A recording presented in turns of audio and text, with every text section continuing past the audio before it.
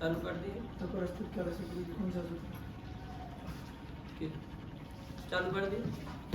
सृष्टौ या सर्ग रूपा जगदवन विधौ पालनीया च रौद्री संहारे चापि यस्या जगदिदमखिलं क्रीडनं या पराख्या पश्यन्ति मध्यमाथो तदनु भगवती वैखरी वर्णरूपा शाश्वतवाचं प्रसन्ना विधिहरिगिरिशा राधितालं करोतु भगवत्यै नमः पराम्बिकायै नमः।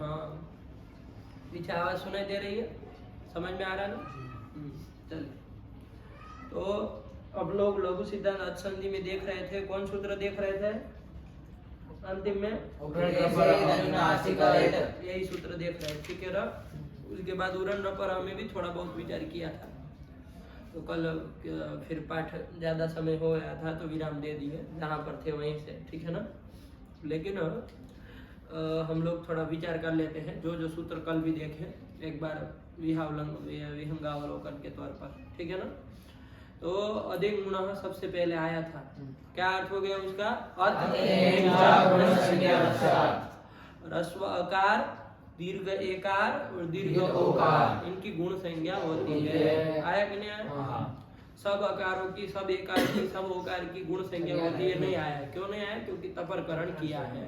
आया बात समझ में? ये आप लोग अच्छे से जान चुके हैं। तो अ ए ओ की गुण संज्ञा होती है, ये उसका अर्थ हो गया। गुण संज्ञा करने वाला संज्ञा सूत्र वो था। अब भाई गुण संज्ञा करके क्या काम था? गुण संज्ञा, क्योंकि कोई भी संज्ञा की जाएगी या संज्ञा जो भी संज्ञा करेंगे कोई उसका फल रहेगा, कुछ काम रहेगा, तभी संज्ञा की जाएगी। फालतू में हम क्यों संज्ञा करते जाएंगे, है ना? जैसे ईच संज्ञा की तो ईच संज्ञा का फल हमने देखा, तस्य लोप से लोप हो जाना, आदिरंत्य न सहायता से प्रत्याहार बनना, ये सब फल है ना उसकी ईच संज्ञा के। इसी तरह लोप संज्ञा का भी फल है कि नहीं है? कि लोप संज्ञा का क्या फल, मतलब हमने जाना लोप संज्ञा, लोप मतलब क्या होता है बताना पड़ा। तो इसी तरह जो भी संज्ञा होती है उसका कोई फल होता है। तो अधेय गुण से भी गुण संज्ञा हो रही है, तो गुण संज्ञा का फल क्या है? गुण संज्ञा क्यों की जा रही है? अ ए ओ तीन ही वर्णों की जा रही है। क्यों की जा रही है? तो कहा कि भैया जब हमको अ ए ओ में से कोई आदेश करना होगा तो हम वहां पर कहेंगे गुण स्यात्, है कि नहीं है? जैसे आद गुण, हाँ यही उसका यहाँ पर दिखा दिया। आया कि नहीं आया? आज गुण का क्या अर्थ हो गया? अवर्णाद् अचि परे पूर्वपरयोरेको गुण आदेश स्यात्, कि अवर्ण से पर में यदि अच हो, क्या हो बाबू? अच यदि पर में हो तो क्या होता है? पूर्व परयोः स्थाने गुण एकादेश स्यात्। पूर्व और पर के स्थान में, स्थाने उन्होंने नहीं लिखा तो कोई अर्जा नहीं है, ठीक है ना? स्थाने आ ही जाएगा। पूर्व परयोः षष्ठ्यंत है ना, षष्ठी का द्विवचन है, तो पूर्व परयोः स्थाने गुण एकादेश स्यात्, एक गुण आदेश होता है। आया क्या है? इसमें अचि की अनुवृत्ति कहाँ से लाए थे? यहाँ से अचि की अनुवृत्ति लाए। और किसकी अनुवृत्ति आ रही थी? और एक पूर्व परयोः, ये पूरा अधिकार सूत्र आ रहा था कि नहीं आ रहा था? क्योंकि यदि वो सूत्र न बनाए, वहां एक पूर्व परयोः ये अधिकार सूत्र न बनाए, तब सूत्र का आज गुण का अर्थ क्या होगा? खाली अचि ला करके कि अवर्णाद् अचि परे गुण आदेश स्यात्, कि अवर्ण से पर में अच यदि हो तो गुण होता है। जैसे देख लो उपेंद्र में उप इंद्र, कल चल चुके हम सब लोग, ठीक है ना? उप इंद्र ये स्थिति है। यहाँ अवर्ण कौन हो गया? उससे पर में अच कौन हो गया? ई, इंद्र का ई, ये आपका अच हो गया। तो अवर्ण से पर में अच रहने पर गुण एकादेश होता है, गुण आदेश होता है, इतना ही अर्थ आया। अब किसको होता है ये नहीं ना बताया, ये पता चलेगा आपको नहीं, खाली इतना कहे अवर्ण से पर में अच रहने पर अवर्णाद् अचि परे गुण आदेश स्यात्, गुण आदेश होता है। किसको होता है? षष्ठ्यंत कोई पद बताए तब तो पता चले कि किसके स्थान में होगा। तो षष्ठ्यंत पद बताना जरूरी था, तो सूत्र में तो बताया नहीं था। आत गुण दो ही पद थे। आत ये पंचमी एक वचन का था और गुण ये प्रथमा एक वचन का था। षष्ठ्यंत कोई पद था कि जिससे पता चले कि किसके स्थान में होता है। जैसे देख लीजिए इको अणचि में यदि यण अचि इतना ही सूत्र बनाए तो अच परे रहते यण होता है, इतना ही अर्थ आएगा। किसको होता है पता नहीं चल पाएगा। षष्ठ्यंत पद के बिना स्थानी का पता नहीं ना चल पाएगा, क्योंकि स्थानी को तो कोई षष्ठ्यंत पद ही बताएगा। तो षष्ठ्यंत पद तो आज गुण हमें कोई है नहीं, है ना। इको एनर्जी में तो इको है, इसलिए पता चल गया इक के स्थान में होता है। ऐसे यहाँ पर नहीं है, तो इसलिए महर्षि पाणिनि ने क्या किया, वहां पर एक अधिकार सूत्र बना दिए, एक पूर्व परयो हो, और वो उत्तरोत्तर जितने जहां तक जाएगा, कहां तक जाता है, 111 तक है। कौन से नंबर में, एक पूर्व परयो का क्या संख्या है, 84 से लेकर के देखो 84 से कहां तक जा रहा है, 111। मतलब सब पूर्व परयोग हो, सब में जाएगा। जो भी तो वो आदेश करेगा वो किसके स्थान में होगा, पूर्व परयोग, पूर्व परयोग, पूर्व परयोग। जो भी आदेश करो पूर्व पर दोनों को होगा। आया कि नहीं आया, नहीं समझ में आया, यही है एक। तो अब देखो पूर्व परयोग आ गया, पूर्वश्च परश्च इति पूर्व परौ, पूर्वश्च परश्च इति पूर्व परौ, अरे रामश्च कृष्णश्च इति राम कृष्णौ, वैसे पूर्वश्च परश्च इति पूर्व परौ, और तयो हो पूर्व परयो हो, है ना। उसके स्थान में आदेश होता है, स्थाने आ जाएगा षष्ठी स्थाने योगा से। आया कि नहीं आया, तो क्या बन गया अर्थ कि अवर्णादचि परे पूर्व परयोः स्थाने गुण आदेश स्यात्। रुको बता रहे हैं, छटपटाओ मत, जा रहे हैं वहीं जा रहे हैं कि अवर्ण से पर में अच हो तो अब गुण आदेश होगा, किसको होगा, तो पूर्व पर दोनों को होगा। मतलब पूर्व में जो अवर्ण है और पर में जो अच है उन दोनों के स्थान में आदेश होगा। ये लब्ध हो गया कि नहीं हो गया। अब केवल यदि इतना ही कहे तो क्या समस्या थी, पूर्व परयोः स्थाने आदेश कहेंगे जैसे ही आप, तो पूर्व के स्थान में अलग, पर के स्थान में अलग, दोनों के स्थान में गुण आदेश होने लगता। कल बताए थे ना, तो ये ना हो, दोनों के स्थान में एक आदेश हो, इसके लिए क्या कर दिए, एक भी जोड़ दिए है। आया कि नहीं आया, इसलिए सूत्र बनाए हो एक पूर्व परयो, कि पूर्व पर के स्थान में आदेश होगा। कितने आदेश होंगे, एक ही होगा। ये सब लगा कि नहीं लगा, नहीं समझ में आया, हाँ यही है, ठीक है ना, एक पूर्व परयो। तो अब पूरा सूत्र आ गया, तो चलो अर्थ क्या हो गया, घटा लो, अवर्णादचि परे पूर्व परयोः स्थाने एक गुण आदेश स्यात्। ये अर्थ हो गया। आया कि नहीं आया। आप लोग लघु सिद्धांत में जो लिखा आप लोग याद कर लीजिएगा, है कि नहीं है, बात यही है ना। कोई पद उन्होंने कहा कि भाई सरल है, ये सब तो आता ही होगा इसलिए नहीं लिखे, लेकिन पूर्ण रूप से अर्थ देखे तो यही अर्थ होगा ना। क्या अर्थ होगा, अवर्णादचि परे पूर्व परयोः स्थाने एक गुण आदेश स्यात्। देख लो, उपधन इंद्र ये स्थिति है, अवर्ण हो गया, उससे पर में अच हो गया ई। इन दो ऐसा होने पर, अवर्ण से पर में अच है, ऐसा होने पर क्या होगा, तो का पूर्व परयोः स्थाने, पूर्व करके टुटू किसको लेंगे, अ को लेंगे, और पर करके किसको लेंगे, ई को। इन पूर्व परयोः स्थाने अकार इकार योः स्थाने, अकार और इकार दोनों के स्थान में क्या आदेश कर देंगे, गुण, एक गुण आदेश करेंगे, गुण आदेश करेंगे। अब गुण मतलब क्या, तो अधिक गुण हम पहले बता चुका है भैया कि गुण मतलब अ ये ओ, तो अ ये ओ में से कोई होगा। आ गया कि नहीं आ गया, गुण होगा मतलब क्या होगा, अ ये ओ में से कोई होगा। अब कौन होगा भाई, आदेश तो 3 प्राप्त हो गए, हमको तो कोई एक करना। आया कि नहीं आया, 3 ठो प्राप्त हो गए। तो प्रसंगे सती सदृश स्थानेंतरतम व्यवस्था कराएगा ना, अव्यवस्थायाम व्यवस्था कारिणी परिभाषा। तो क्या व्यवस्था करा दिया, वो कहा कि भैया अ और ई के स्थान में आदेश करना चाह रहे हो ना, पूर्व करके अ और पर करके ई, इन दोनों के स्थान में आदेश करना है। तो कौन सा आदेश हो, तो सदृशतम होगा। देख लो, अ ई का स्थान देख लो, अ का स्थान कौन है, और ई का स्थान तालु। तो कंठ तालु आपका जो स्थानीय है उसका स्थान क्या बता दिए, आदेश में देख लो, गुण में कौन कौन है, अ ए ओ, इसमें से कोई है, कंठ तालु वाला कौन है चुटू, ये है ना, ये दे तो हो तो सदृशतम आदेश यही हुआ, इसलिए हमने ये कर दिया। तो क्या बन गया, वर्ण सम्मेलन है उपेंद्र रूपम साधु। आया कि नहीं आया, उप आगे इंद्र ऐसा रहता, बीच में ये हो गया और ई के स्थान में अब वर्ण सम्मेलन करो, प में ये मिला तो उपे, और आगे इंद्र है, उपेंद्र बन गया कि नहीं बन गया। उपेंद्र कहते हैं विष्णु को, विष्णु का एक नाम है उपेंद्र। विष्णु सहस्त्र नाम में भी तो आया, देखो विष्णु के सहस्त्र नाम है, उसमें एक ये नाम भी आया उपेंद्र। क्या उपेंद्रो, उपेंद्रो वामन, प्रांशु, प्रांशु उपेंद्र, और वामन, वामन भी उन्हीं का नाम, और प्रांशु, प्रांशु भी उनका नाम है कि नहीं? वामन, वामन भी थे ना, चलो ये सब उन्हीं के नाम है। तो ये कर दिया उपेंद्र मतलब विष्णु, कहने का तात्पर्य ये हो गया। दूसरा उदाहरण भी उन्होंने दिया, क्या दिया? गंगोदकम, गंगायाः उदकम गंगोदकम, गंगा का जो उदक, उदक मतलब जल, हाँ, तो गंगा का जल जो होता है उसको कहते हैं गंगोदकम।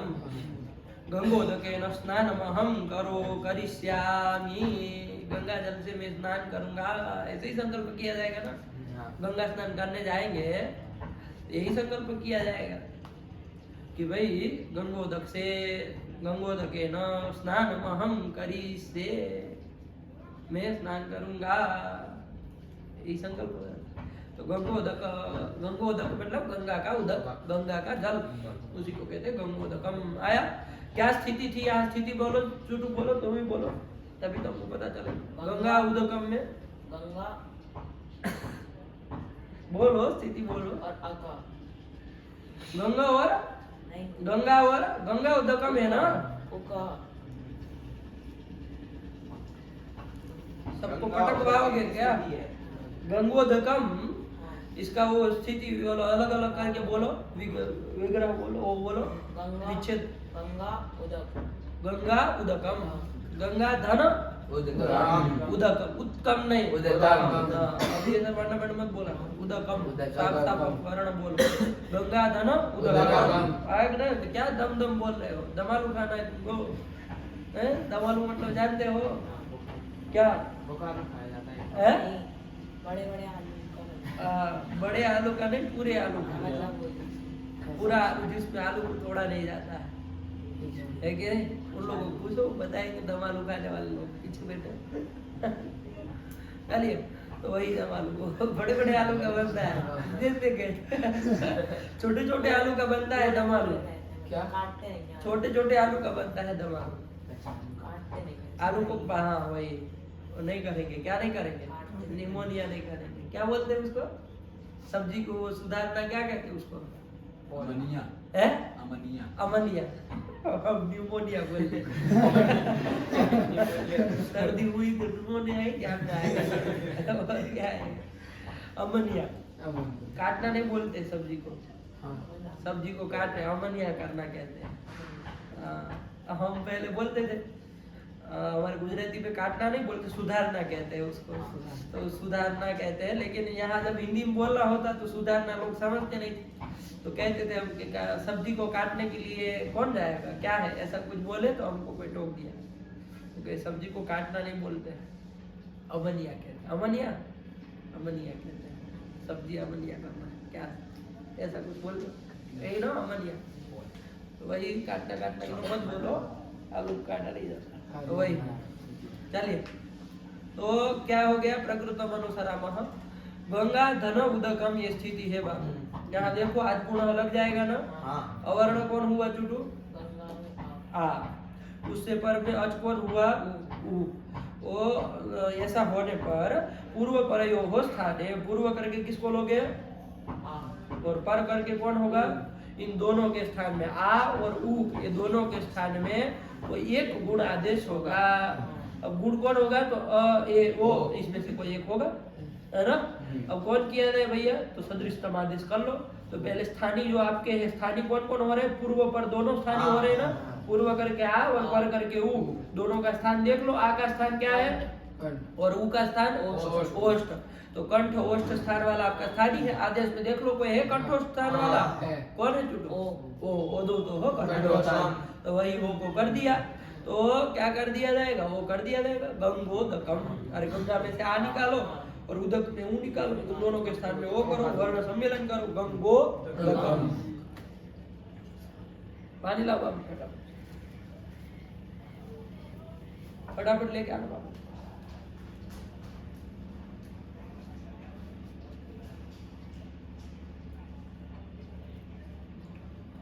गंगा धन उदकम, ये हुआ ना? 2 मिनट रुक जाओ, समझ में आया ये? वो डकार आती है ना वो।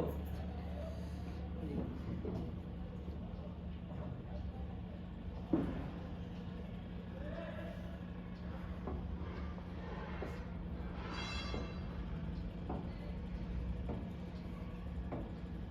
सर्दी वर्दी ये सब जो होता है बोलने में बहुत जोर पड़ता है,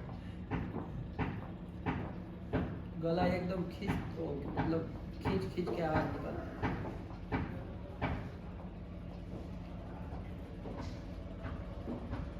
कफ कफ होता है ना,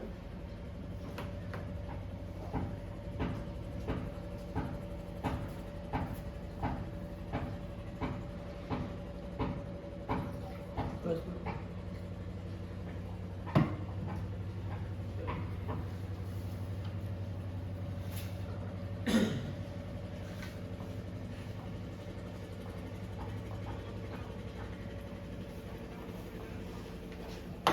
चलिए। तो क्या हो गया, गंगोदकम बना ना, गंगाया उदकम गंगोदकम, ये कर दिया। अभी इसके अलावा भी हमने बहुत सारे उदाहरण देखे, बहुत सारे आप लोगों ने भी बोले, हम लोगों ने देखा, आज गुण लगता है वहां पर अवर्ण से पर में अच रहने पर, ठीक, ये देख लिया ना, ये दो सूत्र हम लोगों ने अंतिम पाठ में देख लिए। इसमें बीच में एक तपरस तत्काल से भी आया, ठीक है ना, अधिक गुण के जस्ट बाद वही था ना तपरस तत्काल से, क्योंकि बताना था वहां पर, क्योंकि वहां पर अधिक में अ और ए ओ एम करके ए ओ ये सब क्या थे, अविधीयमान थे।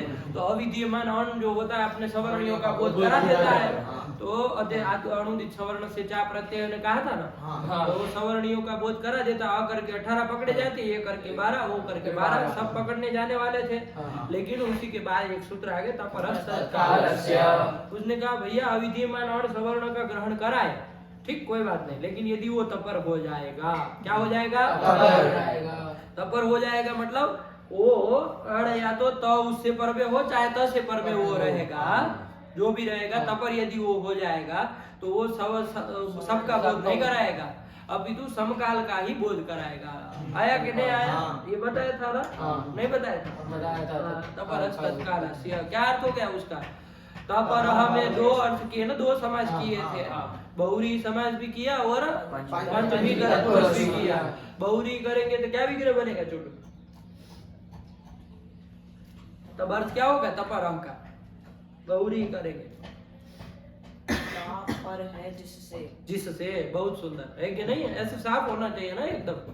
फिर आप दूसरा बोले, फिर हम टोके, तब जाके आप बोले, फिर ये कौन तरीका होता है, तहे पर में जिससे, यही अर्थ है, तह परो यस्मात् सह तपरः, एक तो ये किए, मतलब तहे पर में जिससे, जैसे अत एंग, उसमें देख लो, अत बोल रहे हैं ना, अत एंग, अदेंग का क्या है, अत एंग, तो उसमें देख लो, तहे पर में जिससे, तो किससे पर में त है, अ से पर में, तो अ को क्या कहा जाएगा, तपर, अ को तपर कहा जाएगा।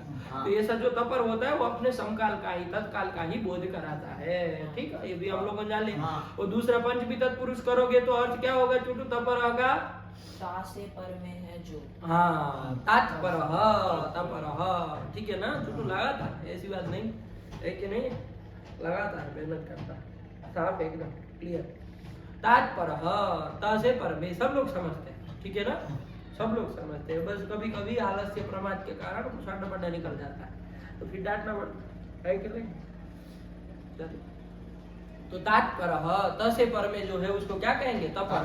जैसे अत एंग में देख लो, त से पर में कौन है, नहीं पर में तो ए ओ, मतलब एंग है ना, तो एंग मतलब ए ओ, वही तपर कहलाएंगे। आया कि नहीं, पंचमी तत्पुरुष करेंगे तो ये वो पकड़े जाएंगे तपर करके, और बहुरी करेंगे तो अ पकड़ा जाएगा तपर करके।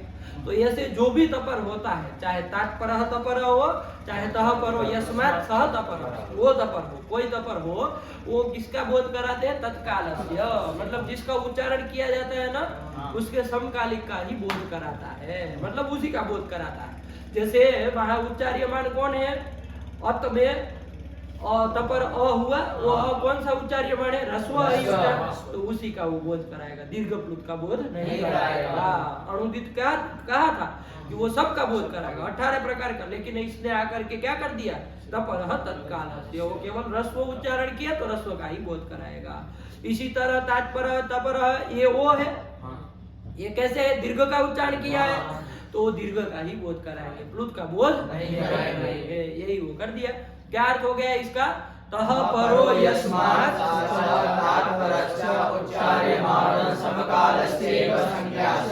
कि भाई तह परो यस्मात् सह तपरः, एक तो ये हो गया, और तात्परः तपरः एक हो गया। ये जो तपर होते हैं वो उच्चार्यमाण समकालस्य संज्ञास्यात्, मतलब जिसका उच्चारण किया जाता है उसी के वो बोध कराएंगे, न कि उसके सारे के सारे सवर्णियों का। बात समझ में आई कि नहीं आई? यही वो कहा, नहीं समझ में आया? आ गया, ठीक। चलिए ये भी जान में आ गया। और अणुदित के बाद ही है ये तुरंत। अष्टाध्यायी में आप देखे ना, कल हम देखे थे अष्टाध्याय, यहाँ भले अणुदित संज्ञा प्रकरण में था तपर तत्काल से, अब आ रहा है संधि में, लेकिन अष्टाध्याय में देखे ना कर्म आप लोग याद किए हैं, अणुदित सवर्ण से उसके बाद का है तपरस्तत्कालस्य। तो पहले अणुदित आता है, वो कहता है कि अण अविधीयमान यदि रहेगा वो सवर्ण का बोध कराएगा। तुरंत बाद तपरस्तत्कालस्य आके कहता है कि यदि वो तपर हो जाए तो केवल तत्काल का ही बोध कराएगा।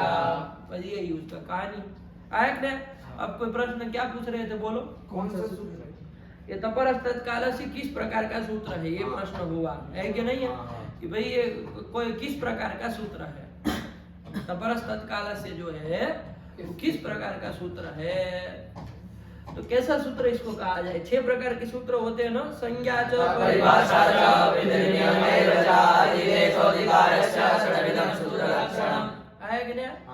इसमें से अभी के लिए ये कहो कि तपरस्तत्कालस्य नियम सूत्र है। कैसा सूत्र है? नियम सूत्र है। कैसा? नियम। आप कहेंगे नियम आया ना उसमें, विधिर नियम एवच, तो नियम सूत्र है। देखो एक और नया आ गया आपके लिए, नियम सूत्र। नियम सूत्र आप कहेंगे किसको कहते हैं? नियम सूत्र मतलब क्या? तो लिख लो, सिद्धे सती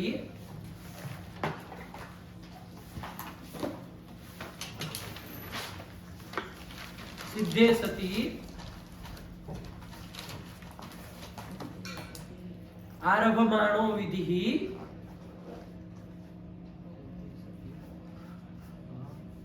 आरभमाणो विधि सिद्धे सती आरभमाणो विधि नियमाय कल्पते, नियमाय कल्प्यते, ऐसा कर कल्प्यते।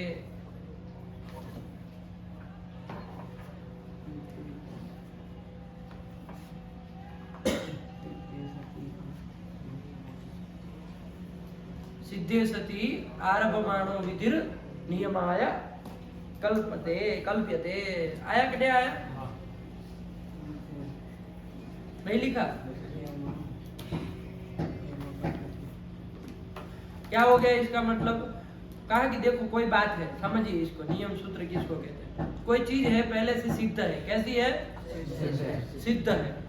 कोई चीज क्या है? सिद्ध है पहले से, उसी का वो किया जाए, फिर भी वो विधि कोई बनाई जाती है तो नियम आया कल्पते, वो नियम विधि कहलाती है, नियम सूत्र वो कहलाता है। जैसे अ जो है अणुदित के कारण अ जो अधिक गुण का अ जो है वो क्या करा रहा था? अणुदित के कारण वो अपने 18 प्रकार के अ का बोध करा रहा था कि नहीं करा रहा था? तो 18 प्रकार का बोध करा रहा था तो रस्व का बोध करा ही रहा था ना, वो सिद्ध था, वो रस्व का बोध हो ही रहा था। ऐसा नहीं था कि कुछ तपरस्तत्काल नया काम कर दिया। नहीं समझ में आ रहा? अणुदित के कारण वो रस्व का बोध अष्टादश का जब करा रहा था और बोध, जब अष्टादश अकारों का रस्व दीर्घ प्लुत, रस्व के 6 दीर्घ के 6 प्लुत के 6, ये सबका जब बोध करा रहा था तो रस्व का बोध करा ही रहा था ना। अभी तपरस्तत्काल से आकर के क्या कह रहा है कि भाई ये रस्व का बोध कराएगा। अरे जो उच्चार्यमान है, अधिक में त के तपर करके अ है, वो कैसा उच्चार्यमान? रस्व उच्चार्यमान है तो रस्व का बोध कराएगा। तो रस्व का बोध पहले किसी से हो ही रहा था ना, अणुदित के कारण हो ही जा रहा था, तो सिद्ध था वो चीज सिद्ध थी। रस्व का बोध कराना पहले से सिद्ध था, कोई आपत्ति नहीं थी। ऐसा नहीं था कि नहीं करा रहा था, करा ही रहा था। लेकिन फिर भी ये विधि का आरंभ किया गया, तपरस्तत्कालस्य का किया गया कि नहीं किया गया? फिर भी आरंभ किया गया। क्या कि तपर जो होगा वो उच्चार्यमाण समकाल का ही बोध कराएगा। जैसे यहाँ पर तो है पर में जिससे वैसा तपर कौन हुआ है? अ हुआ है। वो अपने उच्चार्यमान जो भी है रस्व उच्चार्यमान है तो रस्व का ही बोध कराएगा। तो ये जो सिद्धि सती आरभमान जो विधि होती है ना नियम विधि कहलाती है, नियम सूत्र वो कहलाता है। आया कि नहीं? ज्यादा परेशान मत होइए, वो नियम सूत्र है। आया ना? जैसे एक दूसरा उदाहरण देखो, जैसे वो याग करना होता है ना, याग करते हैं हम लोग, तो याग करते हैं तो उसमें क्या किया जाता है? वो व्रीहि होता है। व्रीहि मतलब समझते हैं? धान समझते हैं? धान जो होता है जिसमें छिलका होता है, वो छिलका निकालना पड़ता है, तो उस अंदर से कुछ पदार्थ निकलता है कि नहीं है? वो हमको याग में उसका प्रयोग हमको करना है कि नहीं है? तो क्या करना पड़ेगा? वो छिलके को निकालना पड़ेगा कि नहीं निकालना पड़ेगा? निकालना पड़ेगा। और वो छिलका कैसे निकाला जाए भैया? कैसे निकाला जाए? तो वो छिलका निकालने के बहुत सारे उपाय हैं। एक तो अपने नाखून से निकाले, एक वो निकाल करके ऐसे नाखून से निकल सकता है ना, नख विदलन इसको कहेंगे। क्या कहेंगे? तो इससे भी निकाल सकते हैं। और किससे और कैसे निकाल सकते हैं उसका छिलका? बताओ, आप लोग बताइए। हाँ, वो कूट करके है कि नहीं है? अवहनन करके, कूट करके ऐसे भी निकाला जाएगा उसके छिलके। आया कि नहीं आया? उसको संस्कृत में अवहनन कहते हैं। क्या कहता है? मतलब कूटना, कूट करके। आया कि नहीं आया? वैसे भी निकाल सकते। और कोई उपाय है? और कोई रहता हो तो रहे, कोई बात नहीं, लेकिन ऐसे ही कैसे निकाला जाता? आया कि नहीं? तब भी वेद में क्या कहा गया? व्रीहीन अवहंती। क्या कहा? व्रीहीन अवहंती। मतलब व्रीहि वो जो धान है उसका अवहनन करे, अवहनन करके उसका छिलका निकालना है।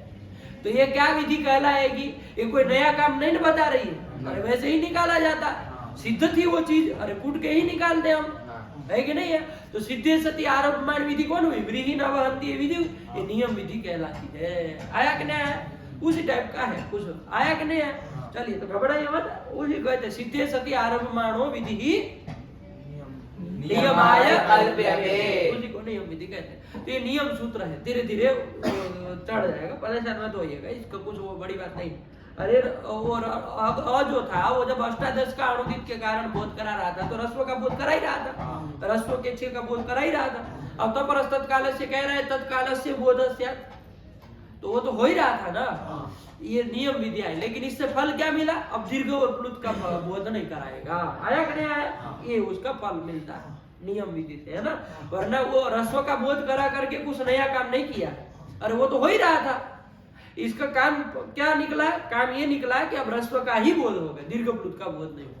ये ठीक हुआ? चलिए, यही नियम सूत्र बनाए जाते, यही नियम सूत्र है। नियम कर दिया कि भाई इसी का बोध कराएगा। ठीक, चलिए, हो गया? नहीं समझ में आया? हाँ, तो यही था परस्ता। और कुछ इसमें प्रश्न था? यही था। चलिए, यही कर दिया। अब क्या चला जाए? तो ये तपरस्त कालस्य का अर्थ कर दिया, तो ये भी आ गया। आज गुण हम लोगों ने देख ही लिया। अवर्णादति परे पूर्व परियो स्थाने गुण एकादेश स्यात् उपेन्द्रः गभोदकम, ये सब बन गया। इसके बाद कौन सूत्र आया? यही सूत्र आया बाबू, उपदेशे जनुनासिकये। कितने पद है इसमें? झूठ बताओ।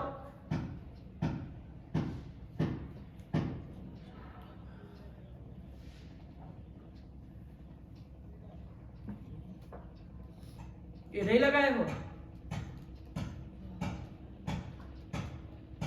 कितने पद है देखो? उपदेशे अच अनुनासिकः इत, कितने पद हो? तुम चार। क्या कर रहे हो तुम?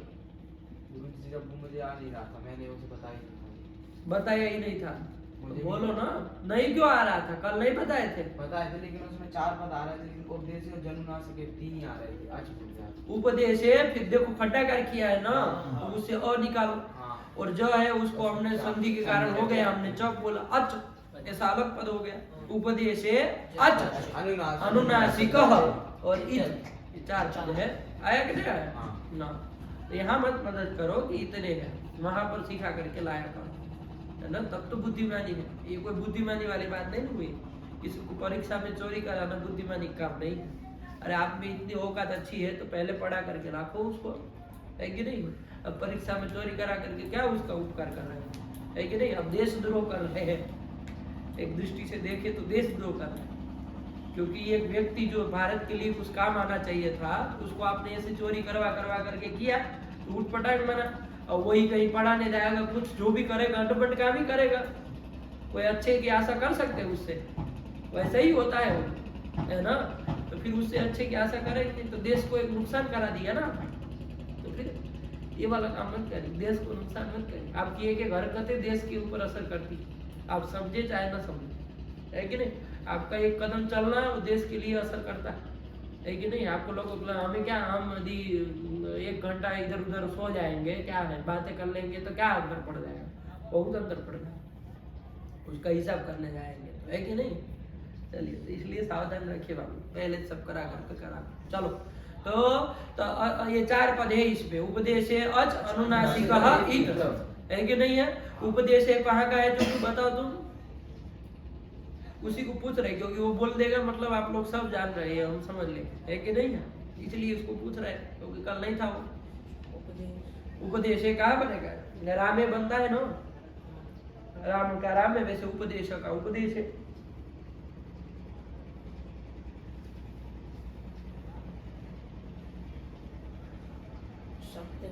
सप्तमी कौन, एक वचन, ठीक है ना। सप्तमी का एक वचन, ठीक, उपदेश है। फिर आया अच, अच कहाँ बन जाएगा बताओ, ददत अच। उसी तरह प्रथमा एक वचन, अनुनासिक कहाँ बन जाएगा, राम की तरह बहुवचन, राम अनुनासिक कह रहे हैं ना। और इत, इत भी आपका ददत की तरह चले, प्रथमा एक वचन। सब प्रथमा एक वचन, खाली उपदेश है सप्तमी का एक वचन। आया कि नहीं, क्या अर्थ है इसका। तो वरदराजाचार्य ने क्या लिखा, उपदेशे अनुनासिको अच इति संज्ञास्यात्। यही कर रहा था ना आपको, तोड़वाए थे ना, क्या हो गया अर्थ, उपदेशे अनुनासिको अच इति संज्ञास्यात्। कि उपदेश में जो अनुनासिक अच होगा उसकी इच संज्ञा होगी। इच संज्ञा करने वाला सूत्र है, संज्ञा सूत्र है, आप लोग जान ही रहे हैं, कि नहीं। प्रथम अध्याय के 3रे पाठ का दूसरा सूत्र 1 3 2 है ना। इसी के बाद अलंत्यम है आपका, है ना। आप लोग देख लिए, इच संज्ञा करने वाला कल भी देखे थे, ठीक। चलिए, तो उपदेश इच संज्ञा करता है, अलंत्यम इच संज्ञा कर रहा था। छोटू किसकी कर रहा था, अंतिमल की। कहीं पर भी अंतिमल कर देता था, उपदेश में जो अंतिम, हाँ, उपदेश में अंतिमल होना चाहिए। उपदेश मतलब कौन छोटू, धातु सूत्र गण औणादि वाक्य लिंगानुशासनम आगम प्रत्यय आदेश उपदेश प्रकीर्तिता। आया कि नहीं, यही उपदेश है। ये उपदेश कोई भी होगा उसमें यदि अंतिमल होगा उसकी इच संज्ञा होती थी, किस सूत्र के द्वारा ससा, अलंत्यम सूत्र दे रहा। अब यही ये सूत्र कह रहा है कि उपदेश में यदि अच होगा, वो हल की इच संज्ञा कर रहा था, हल मतलब व्यंजनों की कर रहा था, वही तो 34 व्यंजन वही आ रहे थे। और अच मतलब ये 9 अच जो आपके हैं उनकी संज्ञा कर रहा है। लेकिन यहाँ कंडीशन क्या डाली, कैसा अच होना चाहिए, अनुनासिक होना चाहिए, है ना।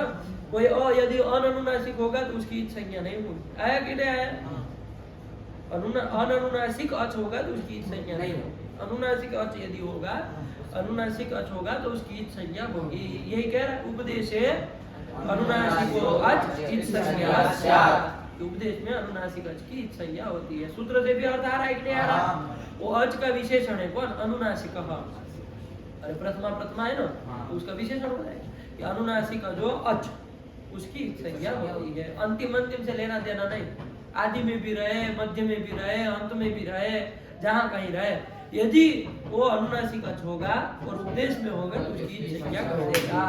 और इस संज्ञा का फल क्या है आप लोग जानते ही है, मोटे मोटे स्तर से लोप हो जाना। इस संज्ञा करके लोप कर देते हैं आप लोग। आया कि नहीं, जैसे कल एक दृष्टांत बताया था, गमलरी, क्या गमलरी, आया कि नहीं। गमलरी तो धातु है ना, जिसका गच्छति बनता है।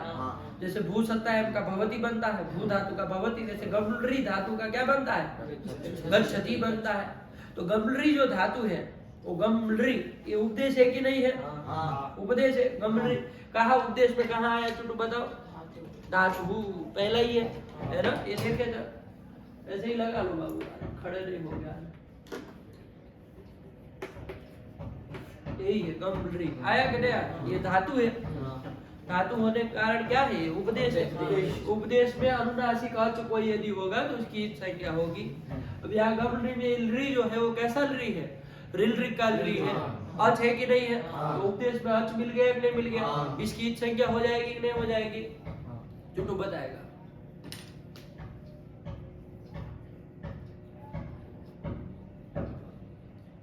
ये धातु है, ठीक है ना, हाँ। धातु का हमने देखा, धातु है, उपदेश है। इसी तरह एक प्रत्यय का देख लो, एक प्रत्यय है, इनी प्रत्यय है। कौन प्रत्यय है? इनी प्रत्यय है। ई न ई, तीन है इसमें। इसमें उपदेश, ये इनी जो है उपदेश है कि नहीं है? हाँ।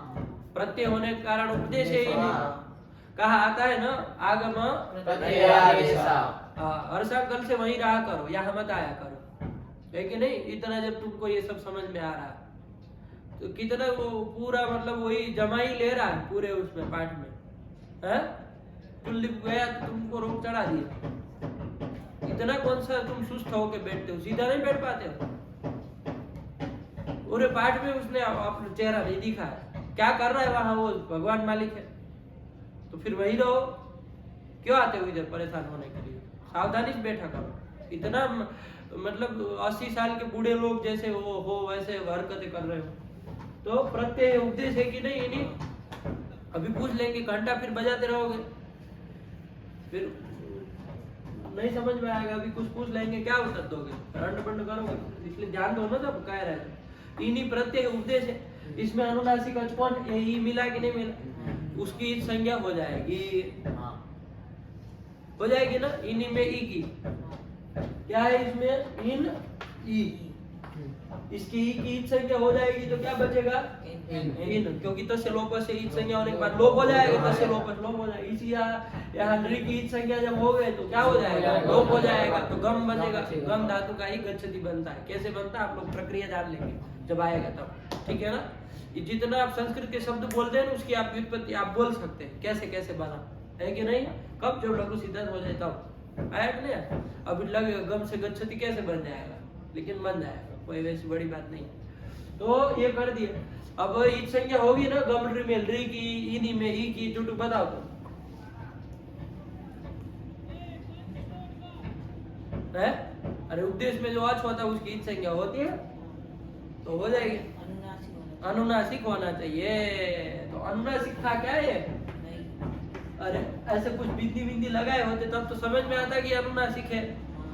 ऐसा तो कुछ है नहीं, ऐसे ही है तो कैसे जानेंगे ये अनुनासिक है क्या? लड़ी नहीं लग रहा है, गम लड़ी यही बोल रहा है। इसी तरह ई नी, तो यहाँ पर भी कहा ई ऐसे ही बोल रहा है ना, है कि नहीं। हमको सर्दी हो गई इसलिए थोड़ा आपको लग रहा होगा अनुनासिक बोल रहे हैं, नहीं है, लेकिन अनुनासिक है नहीं ना बाबू। सब मुखे न केवल उच्चारण किया जा रहा है। बोलो चुटू इनी जोर से। हाँ देखो, सब मुंह से ही तो बोल रहा है। अनुनासिक तो कब हो? जब मुख सहित नासिका से उच्चारण हो, तब तो इन्हीं का है। और वो कब करते? जब वो बिंदी लगी रहती तब। वो चंद्र बिंदी नहीं लगी। अनुनासिक को बताने के लिए यही चिन्ह है ना हमारे पास। आजकल भारत में यही चिन्ह चलता है अनुनासिक बताने के लिए। ऊपर ऐसे चंद्र बिंदी लगा देते तब समझते अनुनासिक है। ऐसा तो है नहीं। तो कैसे हम जाने, कैसे हम री की संज्ञा नहीं ना हो पाएगी? सीधे सीधे देखे तो उपदेश में अनुनासिक अर्थ तो मिला नहीं, अनुनासिक अर्थ की करता है, तो फिर बताओ क्यों, कैसे इस संज्ञा होगी? तो कहा देखो भैया, व्याकरण शास्त्र में अब ये अनुनासिक की व्यवस्था है वो ऐसे लिखित रूप से जानने को नहीं मिलेगी आपको, है कि नहीं है? लिखित रूप से आपको जानने को नहीं मिलेगी। यहाँ कोई ऐसा चिन्ह नहीं मिलता है। अब पूरा धातु पाठ देख लीजिए, अनुनासिक बहुत सारे वर्ण आएंगे, है कि नहीं।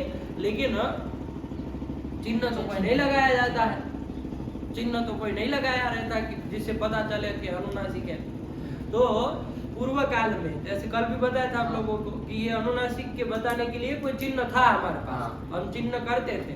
लेकिन जैसे जैसे वो लिखने वालों का प्रमाद ही समझा जाए, उसको लिखने वालों का आलस्य प्रमाद जो भी कहो यही समझा जाए, तो धीरे धीरे करते करते करते करते वो जो अनुनासिक का चिन्ह था, जो भी होता होगा, आजकल वो चलती है चंद्र बिंदी, तब क्या पता नहीं क्या चलता होगा, लेकिन वो चिन्ह जो है वो क्या हो गया, धीरे धीरे करते करते लुप्त हो चुका।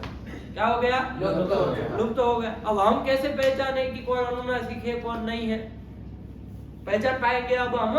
नहीं ना पहचान पाएंगे। तो कैसे फिर व्यवस्था करें? तो देखिए इसके लिए लिख रहे हैं, क्या लिख रहे हैं आगे पढ़ो लघु सिद्धांत कौमुदी में। यही इसीलिए बता जा रहा है, क्या प्रतिज्ञा कि पाणिनीय मतलब पाणिनि व्याकरण पढ़ने वाले जो भी छात्र चाहे जो भी विद्वान रहते हैं, वो कैसे जानते हैं कि ये अनुनासिक है ये नहीं है? तो कहा प्रतिज्ञा से जानते हैं। कैसे जानते हैं? प्रतिज्ञा से। प्रतिज्ञा से मतलब गुरु परंपरा से एक रूप से कहिए जानते हैं, है कि नहीं है?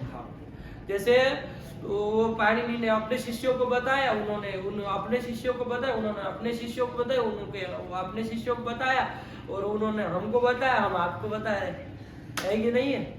ऐसे परंपरा से ही तो जान रहे हैं। तो वो सब गुरुजन लोग परंपरा से और बहुत व्यवस्थित है। आपको ये ना लगे कि चिन्ह नहीं है तो उठ पटांग चलता होगा, बिल्कुल नहीं। एकदम इतना व्यवस्थित है, एकदम इतना सटीक रूप से व्यवस्थित है, आप आके बंद करके कह सकते हैं अनुनासिक है नहीं है कि नहीं है? ये लिखने विखने का तो आज चला, हम लोग तो लिखने विखने कहाँ देखते ही थे, आया कि नहीं आया? तो ये सब कैसे जानते? प्रतिज्ञा से जानते। मतलब हमारे गुरुजी प्रतिज्ञा की है कि भाई गबलरी मेलरी जो है वो कैसा है? अनुनासिक है। कैसा है? अनुनासिक है। तो उससे हमको पता चला पहलरी जो है वो अनुनासिक है। तो अब उपदेश में अनुनासिक आज कोई मिला कि नहीं मिला? कौन? लरी मिला। अब वही चीज हमने आपको बता दी, पहलरी जो है वो अनुनासिक है। अब मान लेंगे आप पहलरी अनुनासिक है। जब ये अनुनासिक है तो अनुनासिक ईच संज्ञा करो और ईच संज्ञा होने से क्या हो जाएगा? दस्य लोप से लोप हो जाएगा। तो आया कि नहीं आया? तो यही इसका लोप हो गया। ठीक हुआ? चलिए इसके बाद कौन आया? इनी में देख लो, इसमें भी हमने जाना कि इनी में जो ई है, न के बाद जो ई है वो कैसा है? अनुनासिक है। अनुनासिक है, परंपरा से प्रतिज्ञा से हमने जाना, है कि नहीं है? अयम इकार अनुनासिक, यही प्रतिज्ञा होगी ना। इनी का जो इकार है, नकारोत्तरवर्ती जो इकार है वो अनुनासिक, यही प्रतिज्ञा होगी ना। और क्या प्रतिज्ञा होगी, है कि नहीं? तो इसी से जान लिया कि भाई इन्हीं का ये अनुनासिक है, तो उपदेश में अनुनासिक आज कौन मिला? ई मिला। उसकी ईच संज्ञा हो जाएगी, ईच संज्ञा हो जाएगी तो क्या हो जाएगा? तस्य लोप से लोप हो जाएगा, तो इन बचेगा। आए कि नहीं? तो इसी से हम जानेंगे, यही वो कह रहे वरदराजाचार्य क्या कह रहे कि भाई अनुनासिक कौन है कौन नहीं है, ये पाणिनि यहाँ मतलब पाणिनि व्याकरण पढ़ने वाले जो छात्र है वो कैसे जानते हैं? तो प्रतिज्ञा अनुनासिक मतलब प्रतिज्ञा से वो अनुनासिक ये जानते हैं कि इसमें अनुनासिक है इसमें नहीं है। आया कि नहीं आया? वही सरल सी बात है, कोई ऐसी वो बात नहीं परेशान होने के लिए, ठीक है ना? आप लोग भी जान जाएंगे थोड़े समय में, है कि नहीं? कोई ऐसा कोई वो नहीं है कि कैसे इतना सारा का कैसे व्यवस्था देखेंगे, कुछ नहीं। आया, हमको भी आ रहा, आप लोगों को भी आएगा। ठीक, चलिए तो ये हो गया प्रतिज्ञा अनुनासिक क्या है? पाणिनि। अब एक बात बता रहे हैं वरदराजाचार्य, ठीक है ना?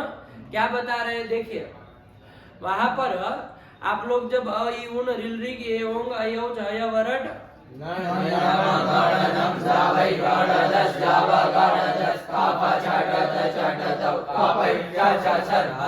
ये जब पढ़े 14 सूत्र को, उसके बाद बताया था इति माहेश्वराणि सूत्राणि ये बताया था मतलब इन 14 सूत्र का अंतिम इत है। अयोन गणो रिल का क इत है, ये बताया था नहीं बताया था? किस सूत्र से उसकी इत संज्ञा होती है? अलंत्यम सूत्र से। ये हम लोगों ने उसके बाद जान लिया था। उसके बाद क्या बताया था? अकारादि में जो अकार है हय वरट इत्यादि में जो अ सुनाई दे रहा है, अ में अ, य में अ, व में अ, र में अ, ल में अ, ये सब जो अकार है वो सब क्या है? उच्चारणार्थ है, उच्चारण करने के लिए जोड़ा, क्योंकि वो नहीं होते तो उच्चारण नहीं कर पाते हम हय वरट इत्यादि सूत्रों का, इसलिए वो जोड़े। ये भी बता दी। उसके बाद एक चीज बताई थी, क्या? मतलब क्या इसका? लण मध्य तू, मतलब लण के मध्य में जो अ है वो क्या है? ईच संज्ञा। अकार आदि में अकार सब उच्चारणार्थ है, लेकिन लण के मध्य में जो अ है, लण सूत्र है ना, लण के मध्य मतलब ल के बाद अ है फिर ण है, लण, यही है ना? इसमें जो मध्य में अ आया वो जो अ है वो कैसा है? ईच संज्ञक। ईच संज्ञक है, उसकी ईच संज्ञा होती है। किससे ईच संज्ञा होती है? अलंत्यम से हो जाएगी चुटू? क्यों नहीं होगी? अंतिम नहीं, और क्या? उपदेश में अंतिम हल होना चाहिए ना बाबू। वो हल है क्या? वो आता है हल में? क्या नहीं ना आता है, इसलिए उससे ईच संज्ञा नहीं ना हो सकती। ये हम लोग जाने थे। तो किससे होगी?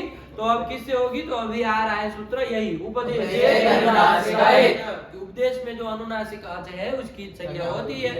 अब देख लो, ये लण जो है उपदेश है कि नहीं है? कहाँ आया उपदेश में? चुट बताओ।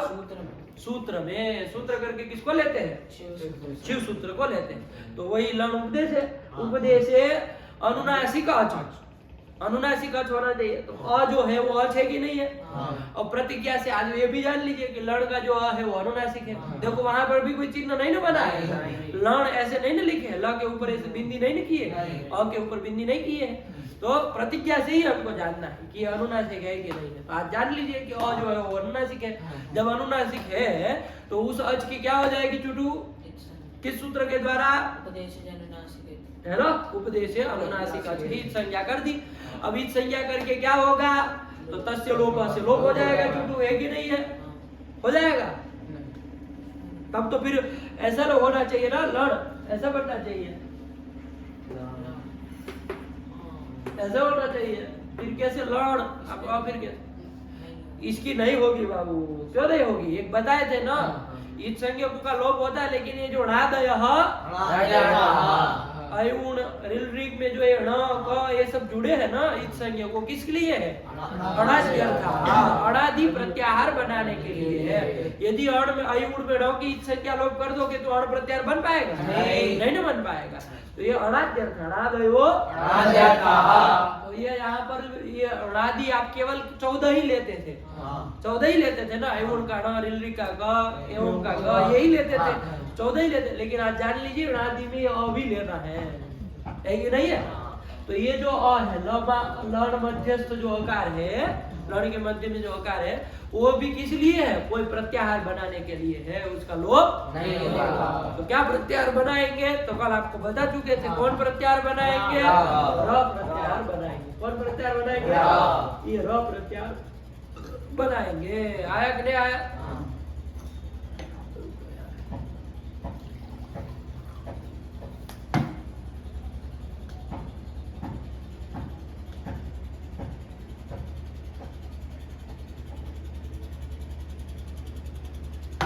र प्रत्याहार बनेगा, है ना? कैसे बनेगा भैया र प्रत्याहार? है कि नहीं? हम लोगों ने तो प्रत्याहार देखे हैं, अण, अक, यही सब देखा है, अच, है ना?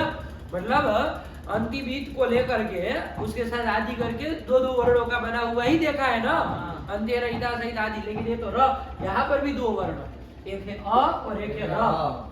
आया क्या? र हल है, आगे अ है। तो कैसे बना? तो देखो हमने क्या किया, अंतिम ईद करके हम किसको ले लेंगे? ये लड़ का जो अ है वो ईद है कि नहीं है? अंतिम है कि नहीं है? अंतिम भी है। आप कहेंगे अंतिम कैसे है भैया? कल तो आप बना दिए थे र प्रत्याहार, कल तो नहीं पूछे, आज जोड़ दे रहे हैं हम, तो आप लोगों को ध्यान में आ रहा है, बात नहीं लगा?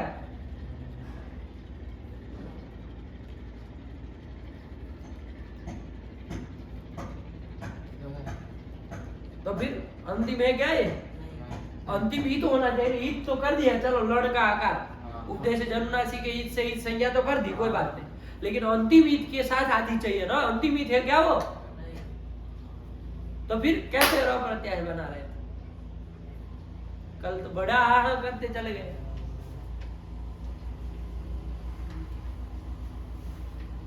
देखो आप सब लोग बैठे हैं इधर, 5 3 2, लेकिन 10 लोग बैठे हैं। ये चंदन जो है वो अंतिम है क्या? नहीं। चुटू से हम चालू करेंगे, चंदन अंतिम में है क्या? नहीं। वो अंतिम में है आप कहेंगे कि नहीं कहेंगे? लड़का अंतिम में है। आया कि नहीं आया? ये नयन अंतिम में है कहेंगे क्या आप? नहीं कहेंगे। अरे भैया ये तो 5वें नंबर का है कि नहीं? लेकिन हम ये कहे कि इस लाइन में, ये पहली लाइन में ये नयन अंतिम में है कि नहीं है? अब अंतिम हो गया आपका। पहले मना कर रहे थे अंतिम नहीं है, अब अंतिम मान लिए। कैसे? हम कह रहे हैं 2 लोग हैं, ये 2 में चंदन अंतिम है कि नहीं है? अब चंदन को भी अंतिम मान लिए। कैसे लोग हैं आप लोग? हैं? अभी मना कर रहे हैं चंदन अंतिम में नहीं है, फिर से पूछ रहे हैं। अब 10 लोग बैठे हैं, चंदन अंतिम में है क्या? नहीं। देखो मना कर रहे हैं। देखो चूटू ये दोनों में चंदन अंतिम में है कि नहीं है? ले अब थोड़ी देर कह रहे चंदन अंतिम में नहीं है, थोड़ी देर कह रहे हैं। क्या झमेला है हैं? क्या हो रहा है सब? क्या बताओ, क्यों ऐसा कह रहे हो? आप लोग 10 लोग बैठे हैं, फिर से पूछ रहे हैं, ध्यान दीजिए। चंदन अंतिम में है? नहीं। नहीं है। ठीक, चलो चंदन को बदल दिया जाए, सम्यक अंतिम में है? नहीं है। ये तीनों में है, सम्यक अंतिम में है कि नहीं है? ले, बड़े विचित्र है आप लोग भाई, है कि नहीं है ये अंतिम में? है? बड़ा विचित्र है आप लोगों का तो हिसाब किताब। क्या हो रहा, क्यों फंस जा रहा है? हाँ लो, निर्धारण करके बताइए ये अंतिम में है कि नहीं, आ कि ना। ये जो है शास्त्रिक सम्यक जो है वो अंतिम में है कि नहीं, हमको बताइए, फाइनल बताइएगा। नहीं है? ये तीनों में सम्यक अंतिम में है कि नहीं है? तीनों में। इसका मतलब हम समुदाय कैसा बना रहे हैं उसके ऊपर डिपेंड करता है। ये चीज आ रही है समझ? हम समुदाय कौन सा पकड़ रहा है। हम यदि 10 का समुदाय पकड़े तो उसमें तो अंतिम में वो भैया ही होंगे, ये सम्यक नहीं ना होगा, नहीं होगा। लेकिन यदि हम समुदाय 3 का पकड़े तो सम्यक अंतिम हो जाएगा।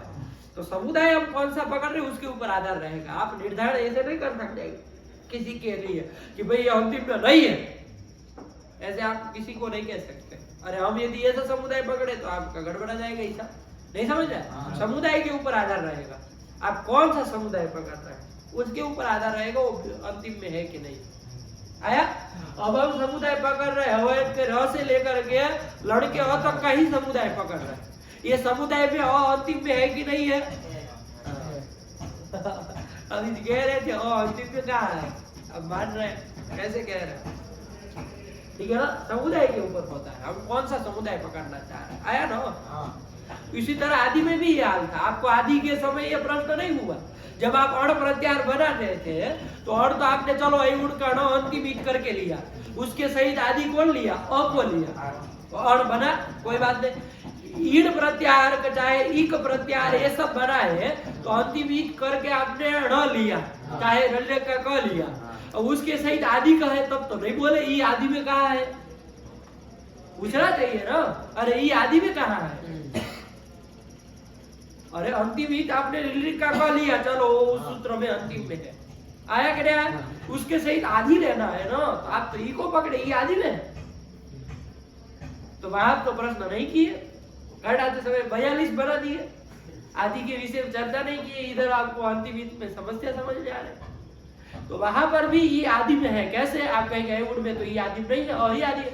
अयुण में भैया आदि में है, लेकिन हम जो समुदाय पकड़ रहे हैं ई से चालू करके क तक का, उसमें ई आदि में है कि नहीं? ये कह रहा है। आया कि नहीं? समुदाय के ऊपर आधार रहता है। समुदाय कल्पित होता है, हम कैसा समुदाय कहना चाह रहे हैं? समुदाय कल्पित होता है ना, कल्पना करने आपको कौन सा समुदाय बनाना चाह रहे हैं। आया ना? नहीं समझ में आ गया? ठीक, चलिए। तो अब यहाँ पर देख लो, ये अंतिम ईद करके लड़का हुआ कि नहीं हुआ? अंतिम ईद हुआ कि नहीं हुआ? कि नहीं हुआ? अंतिम ईद करके लड़का लड़ मध्यस्थ हो लिया। आया कि नहीं? लड़ में जो मध्य में है उसको अब हमने अंतिम ईद करके पकड़ा, है कि नहीं? उसके सहित आदि कौन ले गए? तो हय वर्ण का र ले लिया। आया कि नहीं आया? लड़ के ऊपर कौन सूत्र है? ऐसा ही है ना, हय वर्ण।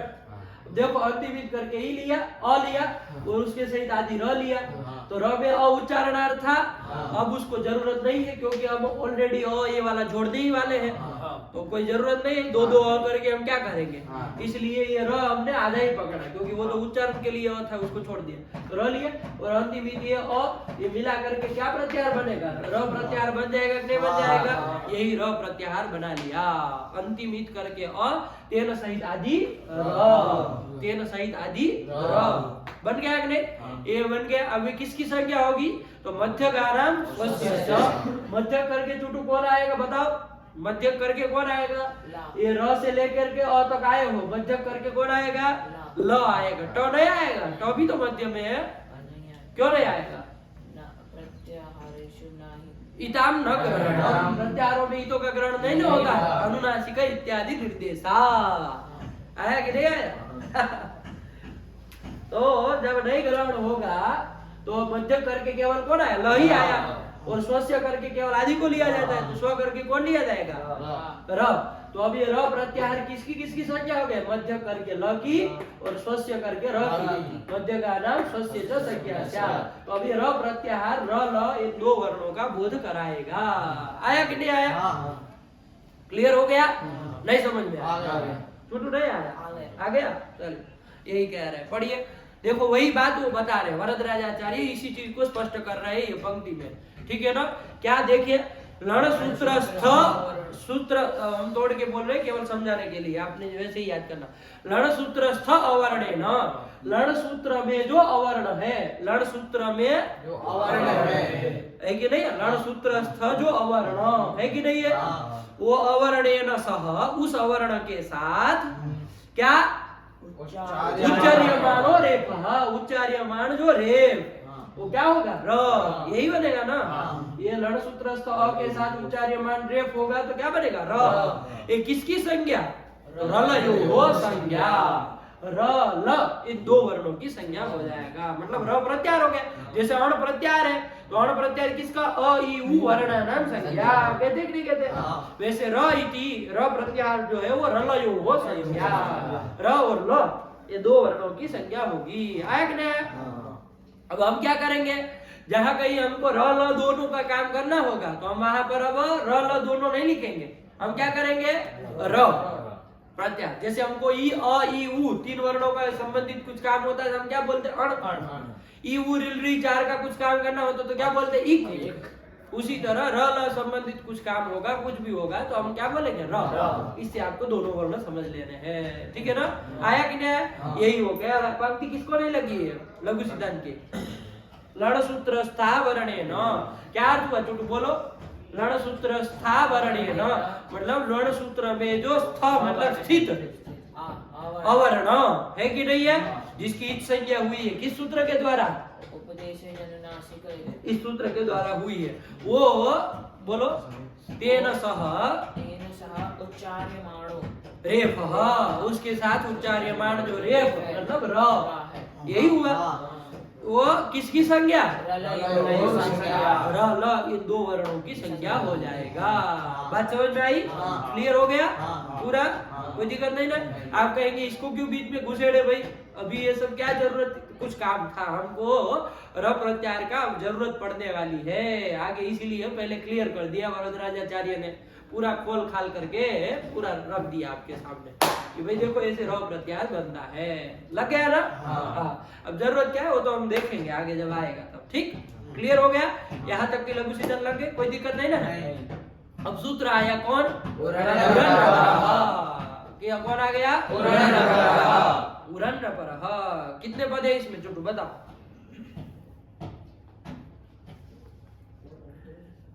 इसका पाठ लगाए थे कि नहीं लगाए थे? इसको उच्चारण करवाया था, बुलवाया था। अच्छा, इसको लगाए नहीं? चलो कोई बात नहीं, वैसे हम कल लास्ट में छोड़ ही दिए थे, कोई है ना, ठीक ठाक ज्यादा किए नहीं थे, ज्यादा समय हो गया था, रख ही दिए थे। चलिए कोई बात नहीं, उरन्नपरः से हम लोग करते हैं, ठीक है ना? ध्यान से देखिए, कोई बात नहीं, एकदम सरल है, ठीक है ना? कल थोड़ा जल्दी में लंबा भी हो गया ना, आप लोगों का भी दिमाग धन आ गया है कि नहीं है? हो गया था ना, तो इसीलिए कर लेते हैं, कोई वो सरल है बिल्कुल। चलिए उरन्नपरः से चले। हाँ, क्या कहता है उरन्नपरः भैया? तो अब खड़ा होना पड़ेगा ऐसा लग रहा है। एक मिनट, चलिए। कफ तो भाई कफ होता है,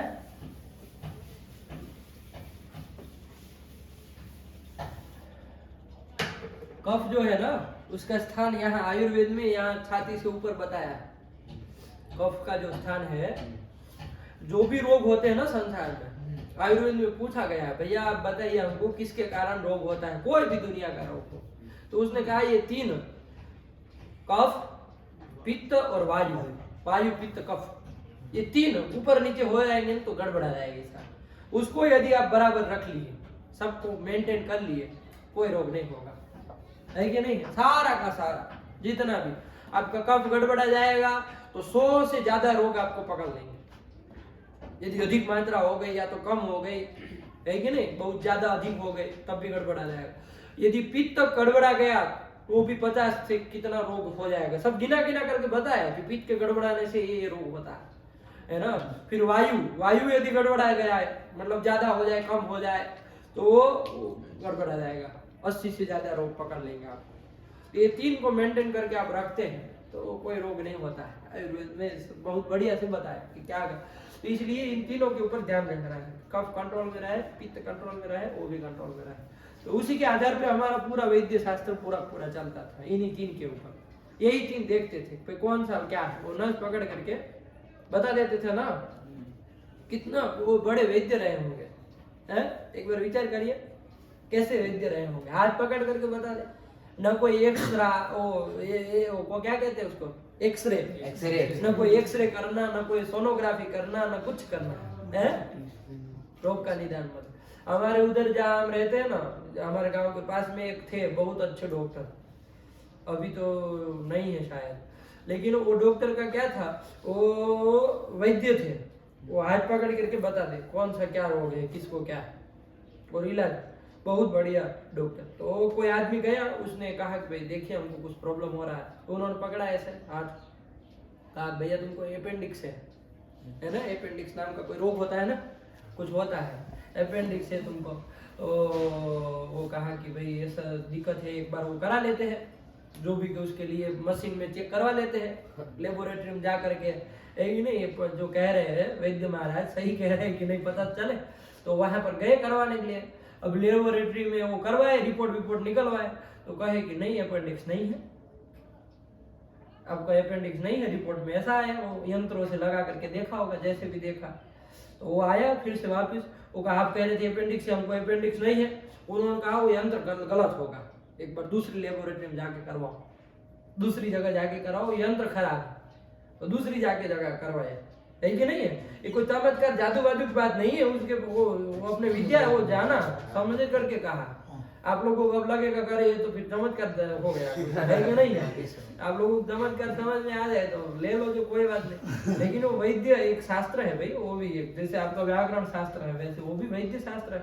तो वो फिर से रिपोर्ट दूसरी जगह करवानी, अपेंडिक्स आया, ये होता है ना, अब तो कुछ बात बने, ये होना चाहिए, इतनी पकड़ होनी चाहिए, वरना तो आप लोग रिपोर्ट देख के भी निदान न कर पाए, कौन सा क्या उखाड़ लेंगे हैं, क्या कर लेंगे। ऐसे वैद्य हुए हमारे भारत में इतने अच्छे। चलिए, तो फिलहाल प्रकृतम अनुसार उरन्न पर, हाँ यही कह रहे थे, क्या कितना समृद्ध रहा होगा भारत, है नहीं, कितनी चीजें रही होगी, इतनी अच्छी चीजें, है कैसा भारत होगा, क्या क्या कला होगी उसके पास। लोगों ने उधर वो कौन सा वो नालंदा करके बिहार में कोई है विश्वविद्यालय, उसमें आक्रमण किया, विचार करिए, नालंदा पे आक्रमण किया।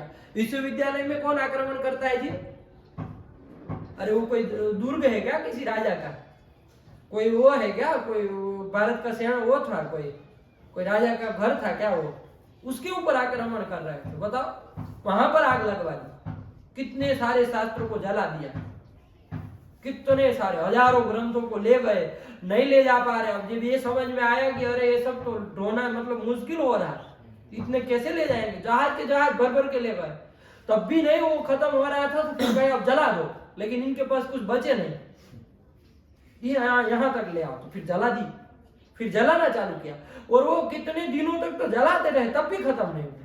आज तब भी हमारे पास शास्त्र उपलब्ध है।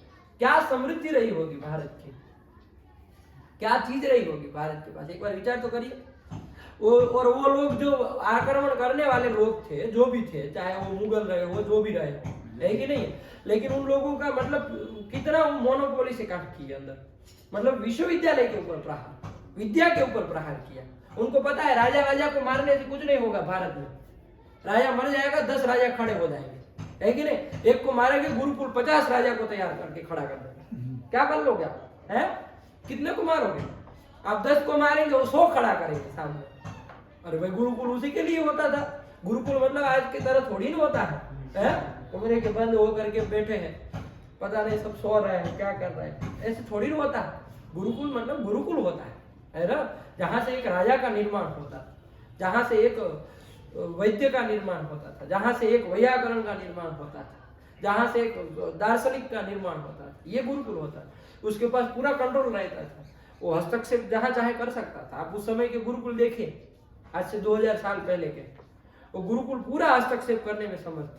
मतलब सरकार, राजा, उस समय राजा ही सरकार थी, तो राजा कुछ उठपटांग मान लीजिए निर्णय ले ले, नहीं लेता था, लेकिन मान लिया, ले लिया, गुरुकुल उसमें पूर्ण हस्तक्षेप कर सकता है। आज करके दिखाओ, कर पाओगे? दूसरे दिन ताला होगा आपके विद्यालय में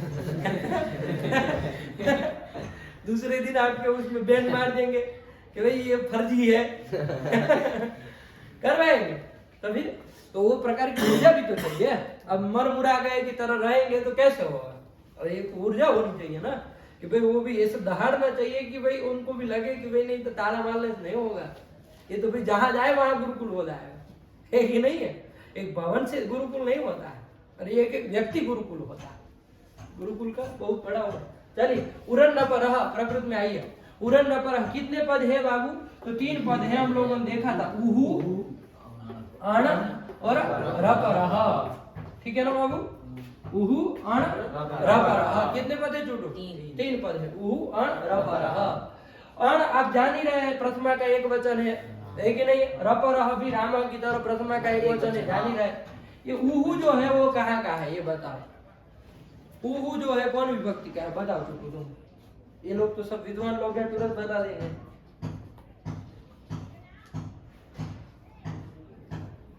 यदि ऊ शब्द का हो, यदि ऊ शब्द हो, भानु का भानु, वैसे ऊ का उहु। अरे भानु का भानु प्रथमा एक वचन में बनता है, ऊ शब्द हो तो उसका प्रथमा एक वचन में क्या बनेगा? उहु बनेगा। ऊ शब्द हो तो प्रथमा एक वचन क्या कहेंगे, लेकिन ऊ शब्द नहीं है, ऊ शब्द नहीं है कि नहीं है? कौन शब्द है बता रहे, तुम ही बता। री शब्द है। कौन शब्द है? आप कहेंगे अरे री का उहु, तो री का उहु कहाँ बनता है? तो देखो कोई रिकारांत शब्द याद किया है? रिकारांत में हो जाए मातृ शब्द किया है ना, मातृ शब्द किया है ना, तो बस जैसे मातृ शब्द चल रहा है ना, वैसे ही री शब्द चलेगा, वैसे ही री शब्द चलेगा। जैसे मातृ चलता वैसे ही री चलेगा, क्योंकि रिकारांत है, ये भी रिकारांत है। अब इसमें एक ही री ही है और कुछ नहीं है, बात अलग है। तो देखो मातृ का देख लो, मातृ का चला, माता, माता रौ, ये क्या मात्र, माता आधा क्यों बोल रहे हो? माता रह, मातरम, माता रौ, मातृ, मातृ ही, मात्रा, मातृभिः, मात्रे, मातुः, मातृभ्यां, मातृभ्यः, मातुः, मातॄणां, मातरि, मातृभ्यो, मातृषु। हे माता, हे मातरौ, हे मातरः। मातरः ये कैसे बोल रहे हैं? ऐसे ही आवृत्ति करते हैं आप लोग? मातरौ बोल रहे हैं सब लोग, हैं? ऐसे ही आवृत्ति करते हैं। मातरौ तो पूरा, अब गलती नहीं होनी चाहिए, पीछे पीछे का सब हटाइए, है ना? जो भी गलती है सब सुधारिए, है ना बाबू? ध्यान से आप लोग भी देखिए, उन लोगों की जवाबदारी थोड़ी है कोई, सब ठहरे सब बड़े विद्वान आदमी लोग थोड़ी सुधार करेंगे आप लोग, आपको अपने से ही करना पड़ेगा। ठीक है ना? चलिए, तो मातृ शब्द का कहाँ बन जाता है? षष्ठी एक वचन में क्या बनता है? मातु बनता है ना बाबू? तो री शब्द होगा तो उसका क्या बन जाएगा षष्ठी एक वचन में? उहु। यही बन जाएगा कि नहीं बन जाएगा? तो षष्ठी का एक वचन का है, आया कि नहीं आया? उहु इति षष्ठी एक वचन, उहु इति षष्ठी एक वचनार्थम, षष्ठी का एक वचन है, आया कि नहीं आया? अब इसका मतलब क्या? मातु मतलब माता का, उहु मतलब री का, री का मतलब रिवर्णस्य, यही अर्थ हो जाएगा ना? उहु मतलब रिवर्णस्य। अरे हमने वर्ण स्पष्ट कर दिया, आप लोग री का बोल रहे थे, अब री का सीधे करने जाएंगे तो षष्ठी फिर उहु ही बनेगा, है कि नहीं है? तो रिवर्ण कर दिए, अब वो रिवर्ण शब्द आप राम की तरह चलाइए, है कि नहीं? तो रिवर्णस्य, तो उहु मतलब रिवर्णस्य, आया कि नहीं आया? रिवर्णस्य। रिवर्ण कितने हो? री मतलब कितना होता है? री 63, री इति 63 संज्ञा, बता चुके हैं ना? कहाँ पर बताए चुके? वहाँ बताया री इति 63 संज्ञा। देखो वरदराचार्य क्या कह रहे हैं? री इति 63 संज्ञा इत्युक्तम, इत्युक्तम। देखो ऐसे अलग करना, ठीक है ना? लिख लो, ऐसे ही लिखना, री इति त्रिंशतः संज्ञा इत्युक्तम। ऐसे तोड़ के याद करना, ठीक है ना। री इति, बाकी सब समान है, खाली संज्ञा इत्युक्तम लिखा ना, संज्ञा इत्युक्तम इतना ही अंतर है। री इति त्रिंशतः संज्ञा इत्युक्तम।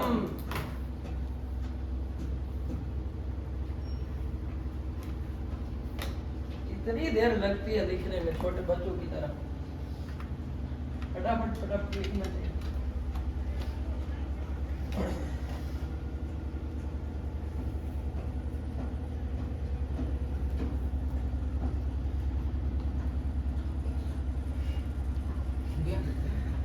हो गया, तुम अकेले ही लास्ट में रहते हो। री इति त्रिंशतः संज्ञा इत्युक्तम, कि री इति मतलब री ये जो है वो कितने की संज्ञा, त्रिंशतः, मतलब री से 30 समझे जाते हैं। री के अपने 18 और 12 री के, क्योंकि री की सवर्ण संख्या हुई थी ना, तो अपने सवर्ण री के सवर्ण कितने 30 है, तो उतने का वो बोध कराता है। इति उक्तम मतलब ऐसा कहा गया है, कहा चुके हैं। कहाँ पर कह चुके हैं, कहाँ कह चुके हैं, चा प्रत्यय, हाँ उस सूत्र में कह चुके हैं ना वरदायाचार्य। तो आपको याद दिला रहे हैं, उनको पता नहीं था कि ये सब लोग याद किए होंगे। उनको लगा होगा कि मान लीजिए यार वो संज्ञा प्रकरण याद नहीं किए होंगे तो नहीं पता होगा, हम याद दिला देते हैं कि री की 30 री जो है वो 30 की संज्ञा होती है, आया कि नहीं, तो याद दिला दिए, बाकी कोई वो नहीं। तो री जो है वो 30 को बताएगा, तो रिवर्णस्य मतलब वो 300 में से किसी के स्थाने, आया कि नहीं आया, षष्ठी है तो स्थाने आ जाएगा ना, रिवर्णस्य स्थाने जो अण, रिवर्णस्य, अभी यहीं से अर्थ समझो, ठीक है ना, सूत्र से ही, बाकी सब देखा जाएगा। रिवर्ण के स्थान में जो अण होगा, अण करके चुटू कौन कौन आएगा, आ ई उ, री री, नहीं लड़ के तक नहीं जाओगे,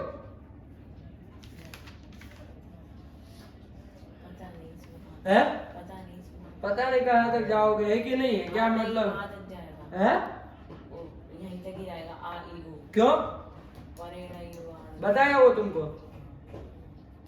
क्यों बताया, अभी नहीं पहले ही बताया अभी तो मारते तुमको, है ना, यदि अभी बताया होता ना पटक देते, और ऐसा पीटते कि जिंदगी में कभी बोलते नहीं कभी किसी को पूछने समय। ये जो हल्केश जो बोलने की आदत लगी है ना, चम से बोल देते तो निकल जाती, जिंदगी में कभी किसी को नहीं बताते, परीक्षा में भी नहीं बताते, ऐसा मारते हैं। चलो, तो रिवर्णस्य स्थाने जो अण, जो अण, अण मतलब बाबू कल भी बता चुके हैं आपको, इसी से तो हुआ था सब बंटाधार हुआ था सबका, है कि नहीं। तो अण जो है ना बाबू, अरे अणुदित में अण जो है वो परेण नकार है ना, अत्र एवं अण परेण नकार है। उसके अलावा पूरी अष्टाध्यायी में अण पूर्व नकार तक ही जाता है, तो यहाँ पर भी अण कहाँ तक जाएगा, पूर्व नकार तक ही जाएगा। तो अण मतलब अ ई उ यही होता है, या नहीं, री मतलब 30, उसके स्थान में जो अण मतलब अ ई उ जो भी होंगे, मतलब रिवर्ण के स्थान में, मतलब 30 में से कोई भी रिवर्ण होगा, उसके स्थान में जो अ ई उ अण होगा वो कैसा होगा, रपरहस्या, क्या यही अर्थ है उसका। क्या कह रहा है कि रिवर्ण के स्थान में जो अण होगा वो रपरहस्यात्, वो अण रपर होगा, रपर होगा मतलब र उसके पीछे जुड़ जाएगा, इतना ही, र उसके पीछे जुड़ जाएगा। मान लीजिए आप री के पीछे है, री के स्थान में आप क्या करने जाएंगे, किसी सूत्र से अ करने जाएंगे, ये नहीं करेंगे अ कोई सूत्र करेगा, कोई सूत्र हम लोग देखेंगे, उदाहरण तो देख लेंगे, लेकिन री के स्थान में यदि ये क्या करने जाएगा, अ करने कोई सूत्र जाएगा, तो उरन रपर आके खाली क्या कह देगा कि भाई रिकार के स्थान में जो तुम अण कर रहे हो वो कैसा होगा, रपर होगा, इतना ही है कहे, वो कैसा होगा, रपर होगा, मतलब उसके पीछे र जुड़ जाएगा, क्या हो जाएगा, मतलब तुम जो अ कर रहे हो केवल अ नहीं होगा, क्या होगा, अर होगा। समझ में आया, ये रपर हो गया कि नहीं हो गया, र है पर में जिससे, ऐसा रपर हो गया कि नहीं हो गया, बस यही रपर है, आया कि नहीं आया, ऐसा होकर के वो अण प्रवृत्त होगा। अण करने वाला कोई दूसरा सूत्र होगा, ध्यान देना बाबू, री के स्थान में अ ई उ किसी सूत्र से होगा, जो भी सूत्र से होगा, हमें उससे लेना देना नहीं है।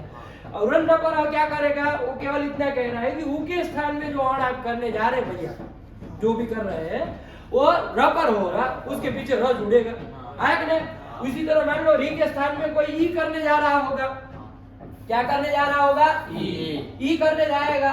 कोई सूत्र से मान लीजिए हो रहा है री के स्थान में ई, तो वो ई कैसा होकर के उरन रपर क्या कहेगा, वो ई जो है वो कैसा होगा, रपर। रपर होगा मतलब र उसके पीछे जुड़ेगा, मतलब ई खाली नहीं होगा, अभी तो क्या होगा, ईर होगा, बस इतना ही कराएगा। इसी तरह मान लो री के स्थान में ऊ करने जाएगा, कोई सूत्र से मान लीजिए ऊ होने जा रहा है, उरन रपर आके क्या कहेगा कि भैया री के स्थान में तुम जो ये अण कर रहे हो, मतलब ऊ कर रहे हो, वो रपर होगा। रपर होगा मतलब ऊ खाली नहीं होगा, वो र उसके पीछे जुड़ेगा, उर होगा। आया कि नहीं आया, यही वो कह रहा है। और हो गया क्लियर, कोई दिक्कत नहीं ना है, यही वो कह रहा है। ठीक, चलिए हो गया ना।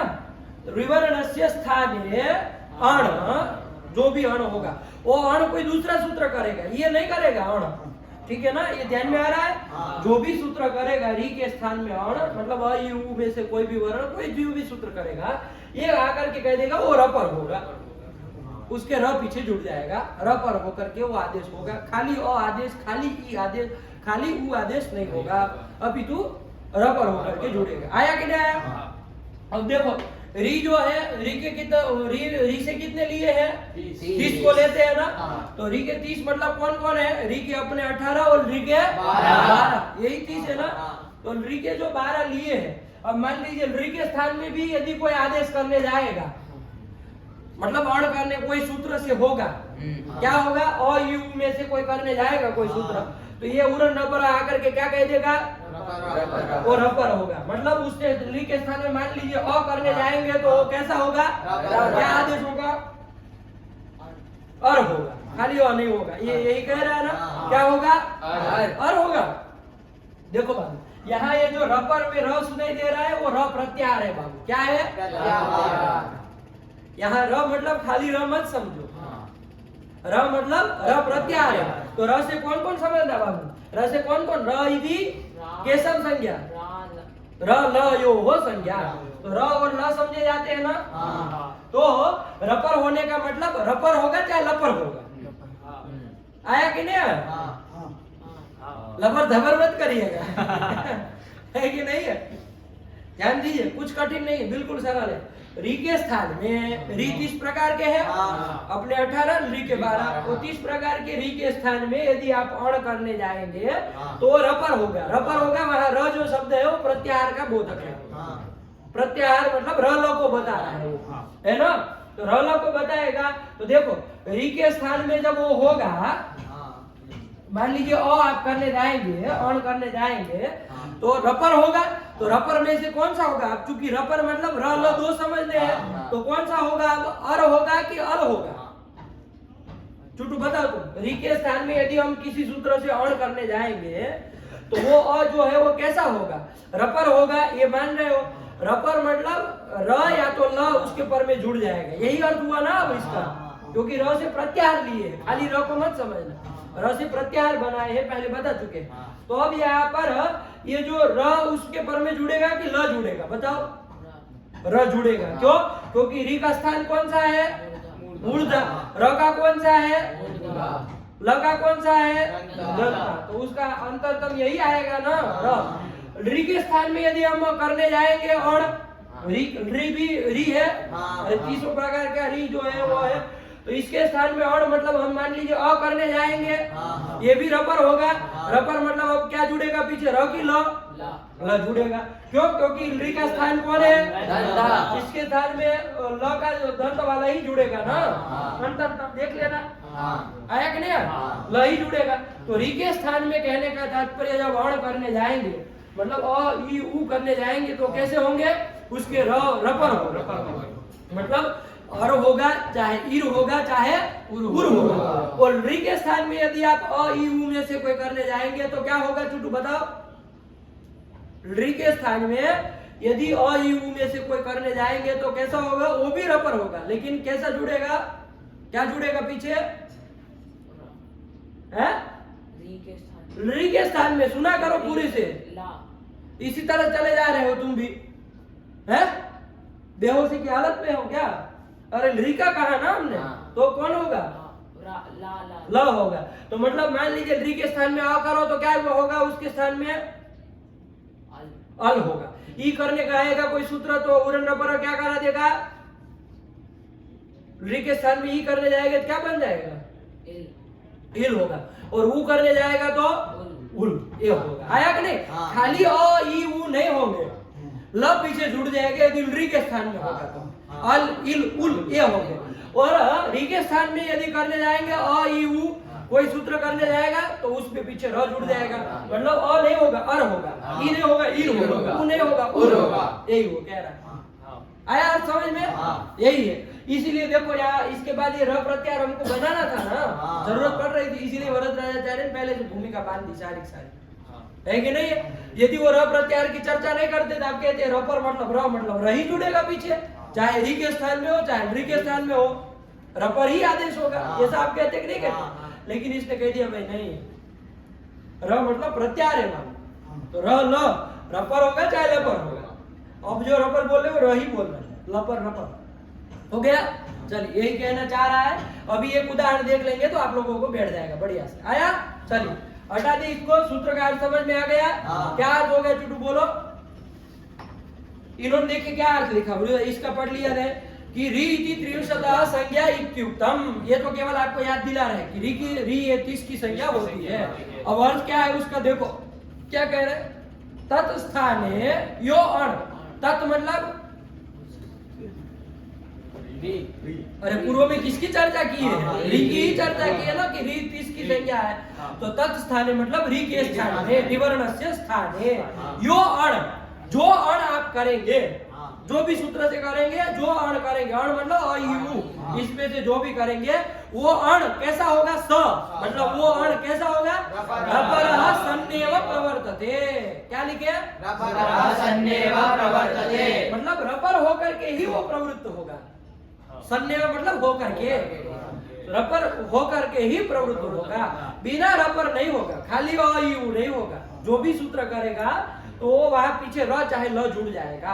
अब अंतर तुम आप देख लीजिएगा कौन सा हो रहा है, र हो रहा है, ल हो रहा है। आया कि नहीं? यही वो कह रहा है। अब जैसे एक उदाहरण देख लिया जाए, अर्थ आ गया समझ में?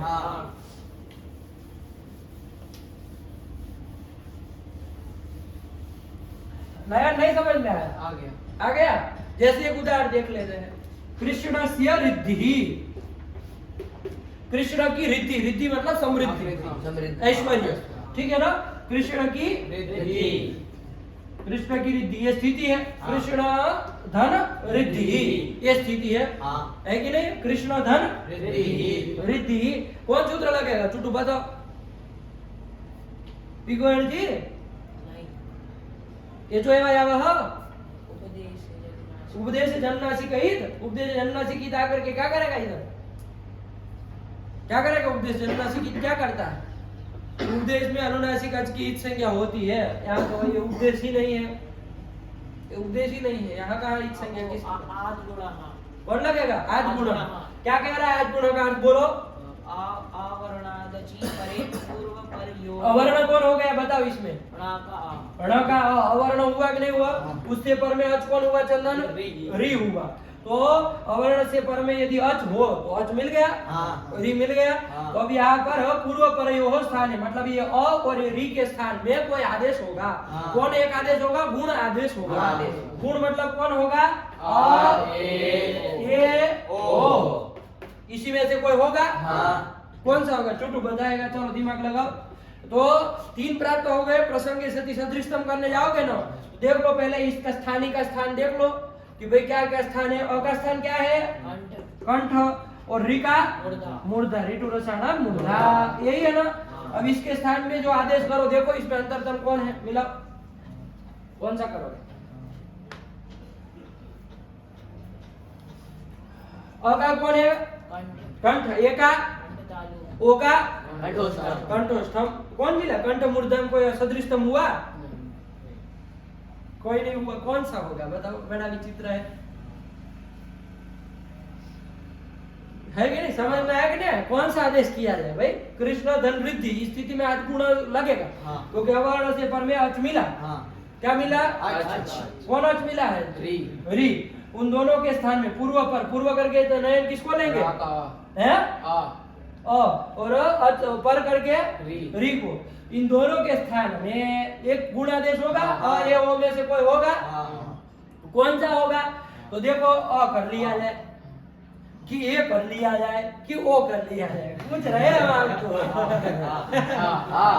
अ कर लिया जाए, ये कर लिया जाए कि ओ कर लिया जाए, चुट बताओ कौन सा किया जाए? क्यों? क्या इसने कोई मतलब रिश्वत दी है तुमको? है? और तुमको कुछ रिश्वत दिया गया है कमरे में आके, भैया हमको कल बनवा देना? ऐसा कोई आया क्या तुमको कभी? तो ये वो ने क्या बिचारे बिगाड़ा है? बढ़िया है, दिखने में अच्छे लग रहे, नहीं लग रहे? थोड़ा ड्राइंग कर दी इसको। तो बताओ क्यों ही होगा? ऐसा क्या जबरदस्ती कर रहे हो? देखो बाबू, यहाँ यदि हम अ करने जाएंगे, अ और री इन दोनों के स्थान में यदि अ करने जाएंगे, तो किसके स्थान में हो रहा है आदेश? अ और री के स्थान में, पूर्व पर दोनों के, अ के स्थान में भी हो रहा है और री के स्थान में भी हो रहा है। री के स्थान में हो रहा है। रिवर्ण के स्थान में यदि कोई अण होगा, उरन्न पर अलाइय, उरन्न पर क्या कहा है कि रिवर्ण के स्थान में, तो देखो अ और री के स्थान दोनों में हो रहा है, तो री के स्थान में हो रहा है कि नहीं हो रहा है? मना नहीं कर सकते। तो री के स्थान में यदि कोई अण होगा, अण मतलब अ ई उ, ये तीन ही है ना, ये यदि कोई होगा तो वो रपर होकर के प्रवृत्त होगा, रपर होकर के। यदि अ करने जाएंगे तो कौन आदेश होगा? खाली अ होगा? नहीं। क्या होगा बताओ तुम? अ आदेश यदि करने जाओगे तो आज गुणा तो केवल गुण कर रहा है, अ या ओ में से कोई करेगा, लेकिन उरन रपर क्या करा देगा? अर करवा, र पीछे जुड़वा देगा, है ना, रपर कर देगा। कितना करेगा ना? तो अ करने जाएंगे तो क्या आदेश होगा? अ नहीं होगा, क्या होगा? अर होगा। यदि हम ये करते हैं तो क्या आदेश होगा? यदि मान लो इसी के स्थान में अ और री पूर्व पर के स्थान में यदि ये करने जाए, शशांक बताओ, तो क्या होगा? रबर होकर के प्रवृत्त होगा ना, उड़न रबर नहीं लगेगा? बताओ चंदन, नहीं होगा। क्यों नहीं होगा? क्योंकि उसने कहा रिवर्ण के स्थान में जो अण मतलब आ ई उ नहीं है ना, तो ये होने जाएगा तो रबर नहीं होगा, वो होने जाएगा तो रबर नहीं होगा। केवल अ यदि करेंगे तो रबर होकर के प्रवृत्त होगा, उड़न रबर की सहायता से होगा कि नहीं होगा? क्लियर? अब देखो और करने जाओगे और ही होगा, ये पक्की बात है। और करने जाओगे तो और ही होगा, रबर होकर के होगा। अ का स्थान कौन है? कंठ। और र का स्थान कौन है? सदृष्टम। सदृष्टम मिला कि नहीं मिला? ये दोनों का सदृष्टम कौन हो रहा है? अ ही हो रहा है। वो अब आप कहेंगे सदृष्टम अ कहाँ हुआ? तो चूंकि उसको उरन रपर लगेगा, ये हम जान रहे हैं। यदि अ होगा तो उरन रपर से रपर होकर के प्रवृत्त होगा, तो और ही होना है। हम वो देख करके मिलाएंगे सदृष्टम कौन हो रहा है। आया कि नहीं आया? नहीं समझे? आया ना? यही कह रहा, इसलिए और किया। अब देखो, अब कृष्ण धन रिद्धि, इसमें अ और री के स्थान में क्या आदेश हो जाएगा शशांक? और आदेश हो जाएगा। अब देखो क्या स्थिति बनेगी, ध्यान से देखिएगा। अब कृष्ण के हल कर दे हम, क्योंकि उसमें निकाला, और रिद्धि में री निकाल दे, ठीक इतना ही रहेगा, क्योंकि अ और री दोनों के स्थान में किया ना। क्या किया है आपने? और किया है, यही और जोड़ दिया है। वर्ण सम्मेलन करो, कृष्ण का पूरा हो जाएगा, कृष्ण ऐसे हो जाएगा। र ये हल है, तो वो र हल आता है, आगे व्यंजन होता है, ऊपर चढ़ जाता है ना। तो क्या करेंगे? कृष्णर्धिः, क्या बन जाएगा? कृष्णर्धिः। यही है ना, कृष्णर्धिः। यही माना। देखो आपका क्या उदाहरण लिखा है, पढ़ो। यही लिखा है, कृष्णर्धिः। यही लिखा है। क्या लिखा है? कृष्णर्धिः। क्या स्थिति थी? फिर से एक बार देखो। धन कृष्ण धन रिद्धि, ये स्थिति है। यहाँ पर आया भैया आज गुणा। फिर से एक बार बता रहे, ध्यान से, किसी को डाउट रहे तो पूछ लीजिए। अवर्ण से पर में अच हो हाँ। तो पूर्व पर के स्थान में हाँ। एक गुण आदेश होता है। हाँ। गुण करके अ ए ओ तीन आ गए। हाँ। आ गए। हाँ। अब कौन सा किया जाए भैया? तो स्थानांतर हमने कहा सदृशतम पकड़ लीजिए, जो भी सदृशतम है वो कर देना। तो हमने देखा भाई अ और री का सदृशतम कौन होता है, मिलाने गए तो अ का कंठ, री का मूर्धा, कंठ मूर्धा वाला कौन इसमें मिला? तो कोई नहीं मिला हमको। अ का केवल कंठ, ए का अ का केवल कंठ, ए का कंठ तालु, ओ का कंठोष्ठ, कंठ मूर्धा वाला कोई नहीं ना मिला। तो हमने थोड़ा और दृष्टि, दीर्घ दृष्टि घुमाई, है कि नहीं? थोड़ा और आगे देख कि भैया अ को हम करने जाएंगे तो एक सूत्र चूंकि बना हुआ है उरण का, वो कहता है कि ऊ के स्थान में यदि अण होगा, मतलब री के स्थान, ऊ के नहीं, री के स्थान में यदि अण होगा, मतलब अ ई उ में से कोई होगा तो वो रपर होकर के ही प्रवृत्त होगा। आया? तो यदि हम अ और री के स्थान में यदि अ करने जाएंगे तो उरण रपर से वो रपर होगा, तो अर होगा, ये हम जान चुके हैं। अब हम स्थान मिलाते हैं तो अर का ही मिलता है। आया कि नहीं आया? सदृश तो वही होता है, तो यही इसलिए अ ही किया जाता है। आया कि नहीं आया? ठीक, क्लियर हुआ? तो ध्यान दीजिए, आदि गुणों से हम यहाँ पर अ और री के स्थान में अ करने ही जा रहे थे, लेकिन उरण रपर ने आकर के कह दिया भैया वो रपर करना, उसमें र पीछे जोड़ना, खाली अ मत कर देना, है ना? क्योंकि खाली अ करते बाबू तो क्या रूप बनता? तब तो रूप बनता कृष्ण कृष्ण दिही, यही बनता ना, तब तो कृष्ण दिही बनता। रूप क्या है? कृष्ण दिही। तो उरण रपर ने किया है कि भैया रपर करवाना उसको। आया कि नहीं आया? तो इसलिए जब रपर होकर के प्रवृत्त हुआ तो र जो था ऊपर चढ़ गया है, कृष्णर्दिही। क्लियर हुआ कि नहीं हुआ? यही प्रक्रिया है और कुछ नहीं। चलो एक और उदाहरण देख ले, आप लोगों को और स्पष्ट हो जाए। नहीं समझ में आया? किसको नहीं आया? एक दूसरा देखिए, तव धन ऋकार, तव मतलब तुम्हारा, है कि नहीं है? तव कहाँ आता है? कहीं तव प्रसिद्ध श्लोक में कहीं आता है तव? वो तो त्वमेव है, तव कथा तव मतलब तुम्हारा। आप लोग बोलिए, कोई आता है कहीं तव? सुने तव। मम मतलब मेरा, मम तो सुने ना, मम नाम फलाना फलाना अस्ति, मतलब मेरा नाम। तव मतलब तुम्हारा, तव नाम स्वास्तिकः अस्ति, कि भाई तुम्हारा नाम स्वास्तिक है, तो तव मतलब तुम्हारा, मम मतलब मेरा, तो तव मतलब तुम्हारा। और ऋकारः मतलब तुम्हारा ऋकार, तव ऋकारः मतलब क्या? तुम्हारा ऋकार। वाक्य ही है बाबू। आया कि नहीं? तव ऋकारः समीचीनः अस्ति, अरे तुम ऋकार अच्छा बोलते हो, ऐसा कहना। क्या कहेंगे? तव ऋकारः सम्यक् अस्ति, तव अकारः सम्यक् अस्ति, तव अकारः सम्यक् नास्ति, ऐसे ही कहेंगे ना। तुम्हारा आकार ठीक नहीं है, तो तुम्हारा मतलब जेब से नहीं निकाले, तुम्हारा मतलब तुम्हारे द्वारा बोला गया, यही उसका मतलब होता है। चलिए, तो तव ऋकारः ये स्थिति है। कौन सूत्र लगेगा बताओ? चलो आद गुणा, आद गुणा लगेगा, बताओ कैसे? अवर्ण अ हो गया, ठीक, उससे पर में अच होना चाहिए। अच कौन है? री। ये री जो है ना बाबू, ऋ का री है तो अच है। आया कि नहीं आया? अवर्ण से पर में अच मिल गया तो क्या होता है? पूर्व पर यो स्थान है, पूर्व करके शशांक किसको लेंगे? बाकी को अपूर्व हुआ, और पर करके किसको लोगे? ऋ को। इन दोनों के स्थान में, इन दोनों के स्थान में कोई आदेश होगा, और होगा एक गुण आदेश होगा। गुण आदेश कौन होगा? अ ए ओ, अ ए ओ, तीन प्राप्त है। कौन सा किया जाए भैया इसमें से? तो देख लो भाई, सदृशतम कर लो। तो पहले इसका देख लिया जाए स्थान। अ का स्थान क्या है? शशांक आ का कंठ, कंठ, तो अंड बंड मत बोलो, कंठ। और ऋ का कौन है? दंत, ऋतुलसा नाम दंत, कंठ दंत वाला है। अब देखो इसमें कंठ दंत वाला कोई मिल रहा है? अ का कौन है? कंठ। ये तो हो कंठ तालु है, ओ दो हो कंठ दंत वाला कोई मिल रहा है क्या? नहीं ना मिल रहा है। कौन सा किया जाए भैया? अ कर लिया जाए। तो अ करने जाएंगे तो देखो, यदि आप अ करने जाएंगे तो अ किसके किसके स्थान में कर रहे हो चुटू?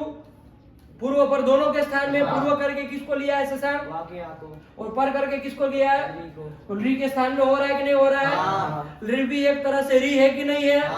री चूंकि 30 की संख्या होता है तो रिवर्ण के स्थान में उसमें 30 में से कोई भी रिवर्ण हो, री भी वो आ गया, उसके स्थान में यदि अण होगा मतलब अ या ओ में से कोई होगा, अ होगा यदि मान लीजिए तो वो कैसा होकर के प्रवृत्त होगा चुटू? रपर होकर के प्रवृत्त होगा, मतलब रपर होगा वो। र वहाँ प्रत्याहार है, प्रत्याहार में र से अब आप क्या लेंगे? र ल दोनों को बता रहे हैं, आप कौन सा लेंगे? क्योंकि वही मिलेगा। अ के स्थान में क्या होगा? अल आदेश होगा। क्या होगा? अल आदेश। आज गुणा केवल अ ही कर रहा है, उड़न रपर अ से ल पीछे जुड़ गया, आया कि नहीं आया? तो अब क्या हो गया? अल हुआ। अब देख लो मिला लो, अ का स्थान क्या है अल में? कंठ। ल का कौन है? दंत। दंत मिला, मिल गया। यदि ये करते यदि आप तो वो रपर होता? नहीं। री के स्थान में कर रहे हो, क्यों रपर नहीं होता? ये अच नहीं है, अच में आता है ये, वो अड़ नहीं है, क्योंकि उड़न रपर क्या कहा कि रिवर्ण के स्थान में जो अड़ है मतलब अ ई उ यही रपर होकर के प्रवृत्त, ये वो ये सब रपर होकर के प्रवृत्त नहीं ना हो रहे, यही हो कहा। तो अ होगा तभी वो रपर होकर के प्रवृत्त होगा मतलब अल होगा। देखो मिल जा रहा है, आया कि नहीं आया? तो अब अल मिल जा रहा है, देख लो अ और री के स्थान में क्या आदेश करना है? अल। अब देख लो क्या स्थिति बनेगी, तव आधा कर दे, आगे अल कर दे, और ऋकार का री के स्थान में भी हुआ है ना तो आगे कारा कर दे। अब मिला लो, तब मिला दो, वर्ण सम्मेलन करो, तब ल आधा है और का रह क्या बन गया? तवल का रह। क्या बन गया? तवल का रह। देखो उसमें क्या रूप लिखा है? क्या लिखा? तवल का रह। तवल का रह मतलब क्या? तुम्हारा लिखा। वाह क्या खेल है? तवल का रह तुम्हारा लिखा, समझ में आया क्या? तवल का रह सम्यक अस्ति मतलब क्या? इसका हिंदी बताओ।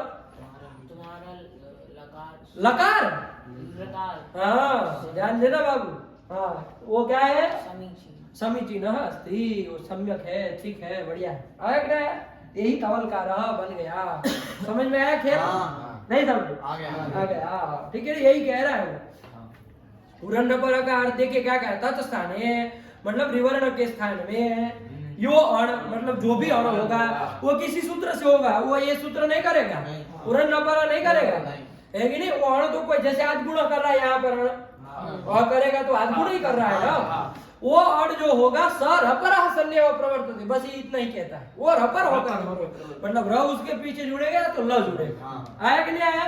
यही कहा। दो उदाहरण दे दिए, कृष्ण धी तवल का, कृष्ण धन रिद्धि में आज गुण से अ हुआ और अ होने जा रहा था, उड़न रपर ने रपर करा दिया तो अर हो गया तो कृष्ण धी बन गया, और तब धन ऋकार स्थिति में आज गुण से अण किया वो अ करने जा रहे थे तो उड़न रपर ने लपर करा दिया तो क्या हो गया? तवल का ये बन गया। यही कह रहे चार, नहीं समझ में आया? किसको नहीं आया? आ गया सबको? यही कह रहा है, पढ़ो पढ़ लो एक बार। उड़न रपर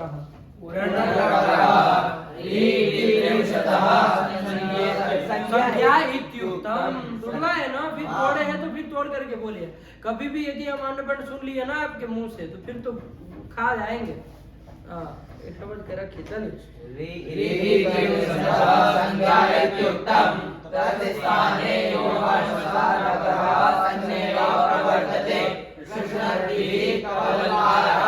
क्या अर्थ हुआ हिंदी में बताओ तुम? तो उड़न रपर का अर्थ क्या हुआ? उड़न रपर री के स्थान पर यण होगा। यण नहीं, अण होगा। ध्यान दो, यण मतलब तुम्हारे तथा यवर अल्लाह पकड़ में आता है, पागल होगी। री के स्थान पर अण होगा। हाँ, और वो अण रपर हो जाएगा, रपर होगा। यही वो कह रहा है। ऋषि कितने लिए है बाबू? 30। तो 30 में से किसी के स्थान में हाँ। यदि अण होगा, अण मतलब कौन कौन? यही होगा। यदि होगा किसी भी सूत्र से, वो कैसा होगा? रपर होगा। रपर होगा मतलब र से क्या क्या लिए हो? रा और ल। ये होगा। ये पीछे जुड़ जाएगा, या तो र जुड़ गया तो ल जुड़ेगा। री के स्थान में होगा तो अर होगा, ईर होगा, उर होगा। और री के स्थान में यदि अ यू होने जाएंगे तो अल होगा, इल होगा, उल होगा। जो होता है देख लीजिएगा, आया कि नहीं? यही वो कह रहा है, सरल सा अर्थ है। कृष्णार्थी तवलकार, कृष्णार्थी में कौन आज गुणा लगा, आया कि नहीं? आज गुणा का ही उदाहरण। तवलकार आज गुणा का ही उदाहरण। आज गुणा से गुण किए ना, बस उरन रपर रहने वहां पर उस जो होने वाला जो गुण अ था उसमें रपर करा दिया, एक में र जुड़ा दिया, एक में ल जुड़ा दिया, तो कृष्णार्थी तवलकार बन गया। तो इसका भी उदाहरण कह सकते, कोई हर्जा नहीं, ठीक है ना। लेकिन कौन हुआ, गुण हुआ, और रपर होकर के प्रवृत्त हुआ अलग कर, आया कि नहीं? चलिए यही कर दिया। अब कौन आया? लोपः साकल्य। बस यही रखते, लोपः साकल्य से कल चले, ठीक है ना। यही पर पाठ रखते, और कल से 3 बजे करेंगे, और बस ऐसे ही तो मतलब 1 घंटा जितना पाठ करेंगे थोड़े दिनों के लिए, ठीक। 3 बजे से करेंगे। अब लोग सब लगा करके आइएगा, ये ना हो कि परीक्षा है तो फिर लगाना छोड़ दी। हाँ चलिए, लोपः साकल्य से सदाशिव समारंभां तथा पाणिनिमध्यमाम् अस्मदाचार्यपर्यन्तां वन्दे गुरुपरम्परां। येनाक्षरसमाम्नायम् अधिगम्य महेश्वरः कृत्स्नं व्याकरणं प्रोक्तं तस्मै पाणिनये नमः।